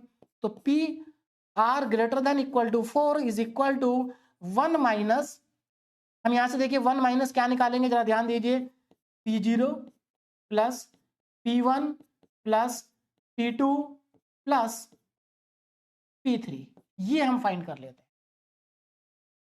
चलिए अब यहां पर इन सब को कैलकुलेट करेंगे और आंसर को लिख देंगे। 1 माइनस यानी कि P0 P1 P2 P3 का हमें सम करना है, तो सबको ऐड कर लेंगे। देखो कहां से स्टार्ट हो रहा है, ये रहा P0 यानी कि 0.1353 प्लस, आगे बढ़ो, P0 हो गया, ये हमारे पास P1 है, ऐड करेंगे इसको 0.2706 प्लस, आगे बढ़ते हैं, P1 आ गया, अब P2 को ले लेते हैं, P2 ये रहा हमारे पास 0.2706 प्लस P3 ले लेते हैं 0.1804, P4 मत ले लेना, P4 नहीं है इसमें।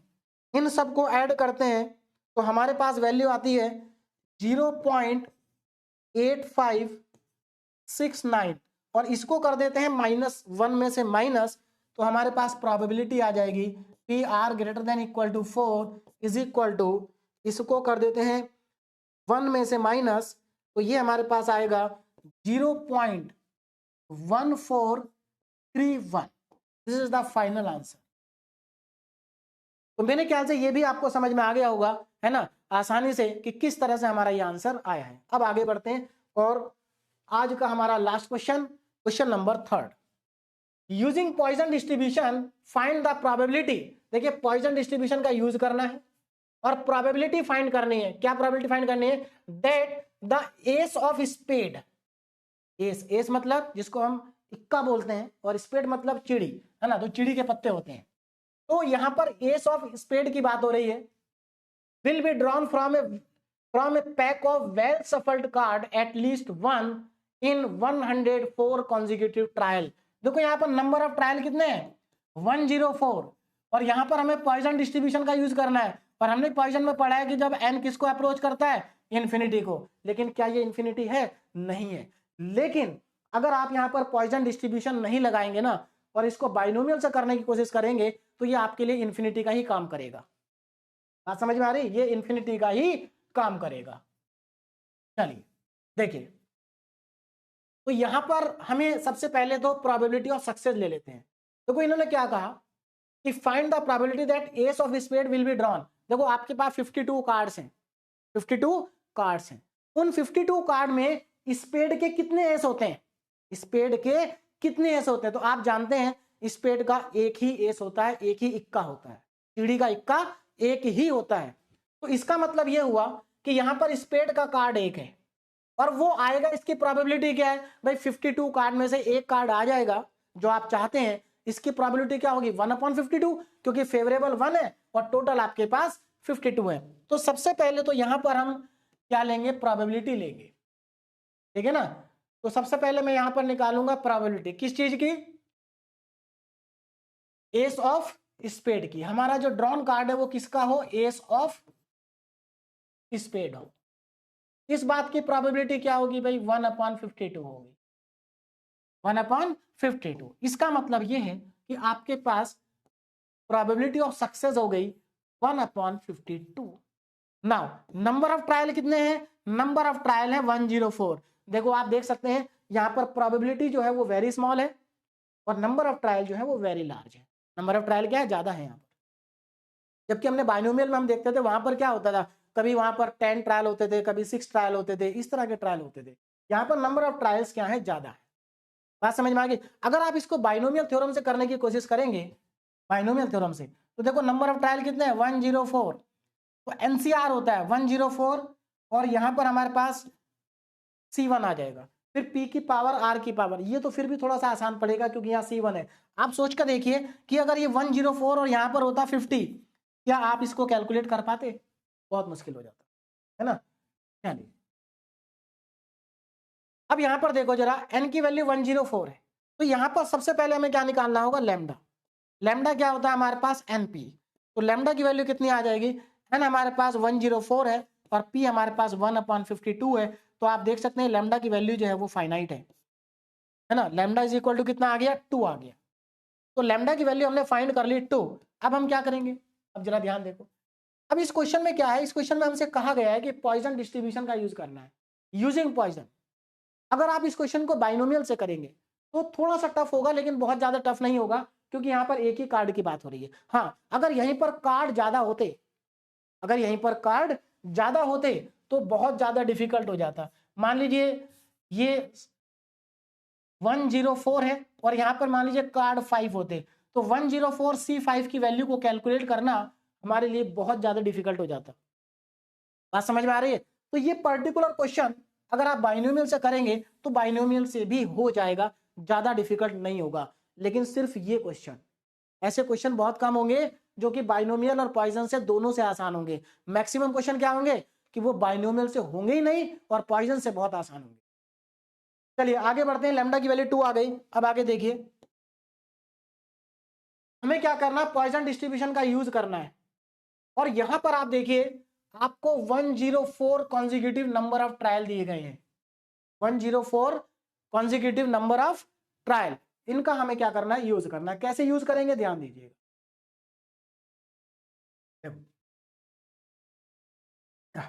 हाँ, तो यहां ध्यान दीजिए, तो हमसे पूछा क्या है कि find the probability that ace of spade will be drawn from a pack of well shuffled card at least once in 10 consecutive trial. यानी कि इतने ट्रायल में कम से कम एक बार क्या आ जाए, एस आ जाए। इस बात की प्रोबेबिलिटी हमें बतानी है। बात समझ में आ गई। तो यहां पर 104 का हमने यूज कर लिया और हमारे पास लैम्डा की वैल्यू आ गई 2। Now by Poisson distribution, by Poisson distribution, अब देखिए यहां पर मैं पॉइजन डिस्ट्रीब्यूशन का यूज करूंगा। देखो बाय पॉइजन डिस्ट्रीब्यूशन फॉर्मूला लगाते हैं, कम से कम एक बार हमारे पास क्या आ जाए, एस आ जाए। इस बात की हमें क्या निकालनी है, प्रोबेबिलिटी निकालनी है 104 कॉन्जिक्यूटिव ट्रायल में। यानी कि यहां पर हमारे पास एक तरह से x इक्वल टू 1 दिया, यानी कि r की वैल्यू क्या दी है, 1 दी है ना। तो यहां पर पहले मैं फॉर्मूला लिख लेता हूं, पहले हम इस पे यहां पर फॉर्मूला लिख लेते हैं। फॉर्मूला क्या होता है हमारा, P R is equal to E की पावर में माइनस लैम्डा, लैम्डा की पावर में r अपॉन r फैक्टर। हमें निकालना क्या है कि एक बार कम से कम क्या आ जाए, एस आ जाए, कम से कम 104 ट्रायल में। तो कैसे निकलेगा, पी आर कम से कम एक बार ग्रेटर देन इक्वल टू 1। अब देखो जरा ध्यान से देखो, अगर आप इसको डायरेक्ट करेंगे तो बहुत मुश्किल हो जाएगा, नहीं कर पाएंगे, समय इतना लग जाएगा कि आपका पेपर भी नहीं हो पाएगा। देखिए क्या है, डायरेक्ट करने का तरीका यह है कि आप यहां पर P1, P2, P3, P4 से लेकर के 104 तक जाएंगे, क्योंकि R की वैल्यू 104 तक है। तो क्या आप P1, P2, P3, P4 करके 10 तक प्रोबेबिलिटी फाइंड कर पाएंगे, नहीं कर पाएंगे। तो दूसरा तरीका क्या है वो मैं आपको बता चुका हूं कि हम एक काम कर लेते हैं, इन्होंने कहा कम से कम एक बार एस आना चाहिए। हम एक काम कर लेते हैं, हम कैलकुलेट कर लेते हैं कि एक बार भी एस नहीं आएगा। तो एक बार भी एस ना आने की प्रोबेबिलिटी क्या है, एक बार भी एस ना आने की प्रोबेबिलिटी है P X equal to 0, P X equal to 0 यानी कि P0। आज समझ में आ गई। तो देखो कितना आसान हो गया। और इसमें से किसको, इसको माइनस कर देंगे 1 में से, तो हमारे पास क्या आ जाएगा, एटलीस्ट आ जाएगा। तो यहां पर 1 माइनस, अभी देखो फॉर्मूला लगाते हैं ये वाला, आर की वैल्यू कितनी है, 0। तो यहां पर लैम्डा की वैल्यू पुट करो, आर की वैल्यू पुट करो। लैम्डा की वैल्यू अगर मैं पुट करता हूं तो ये 2 है हमारे पास, तो ई की पावर -2, आर की वैल्यू 0 है तो लैम्डा की पावर 0 और अपॉन में 0 फैक्टोरियल। आप अच्छे जानते हैं 0 फैक्टोरियल 1 होता है। तो ये वैल्यू कितनी आ जाएगी, 1 माइनस ई की पावर में -2 आ जाएगी। और इसको आप कैलकुलेटर की हेल्प से फाइंड कर लेंगे और आपको आंसर मिल जाएगा। तो 1 माइनस ई की पावर -2 कितना आएगा, देखिए तो हमें 1 में से माइनस करना है, 1 माइनस, उसके बाद शिफ्ट का बटन दबाएंगे, ई आ जाएगा, फिर वहां पर -2 पुट करेंगे, तो ये हमें वैल्यू मिलेगी 0.8647। This is the final answer of the question. तो ये हमें मिल गई इसकी प्रोबेबिलिटी। बात समझ में आ गई। तो यहां पर ये क्वेश्चन हमारा क्या हो गया, कंप्लीट हो गया। अब यहाँ पर 2 सिंपल से क्वेश्चन मैंने दिए हैं आपको डीपीपी में, बहुत सिंपल से क्वेश्चन है ना। देखो ये इन ए पॉइजन डिस्ट्रीब्यूशन आपको PR4 R इक्वल टू 0, यानी कि यहाँ पर आपको P0 की प्रोबेबिलिटी दी है 10%, यानी कि 1/10 आपको मीन निकालना, मतलब आपको लैम्डा निकालना है। यहाँ पर भी एक सिंपल सा क्वेश्चन है, Px equal to 1, Px equal to 2 बराबर दिए हैं। यहाँ पर फॉर्मूला लगाएंगे आप, और फॉर्मूला लगाने के बाद आप मीन निकालेंगे और Px इक्वल टू 4 निकालेंगे। तो ये दोनों क्वेश्चन आप करेंगे। इसके बाद जो हमारा नेक्स्ट लेक्चर होगा वो भी पॉइजन डिस्ट्रीब्यूशन का होगा, जहां पर हम पॉइजन डिस्ट्रीब्यूशन के कुछ और इंपॉर्टेंट क्वेश्चन को सॉल्व करेंगे, जो कि यूनिवर्सिटी एग्जाम में बहुत बार पूछे जाते हैं। तो अभी आप इन क्वेश्चन को प्रैक्टिस करें। Okay, thank you very much.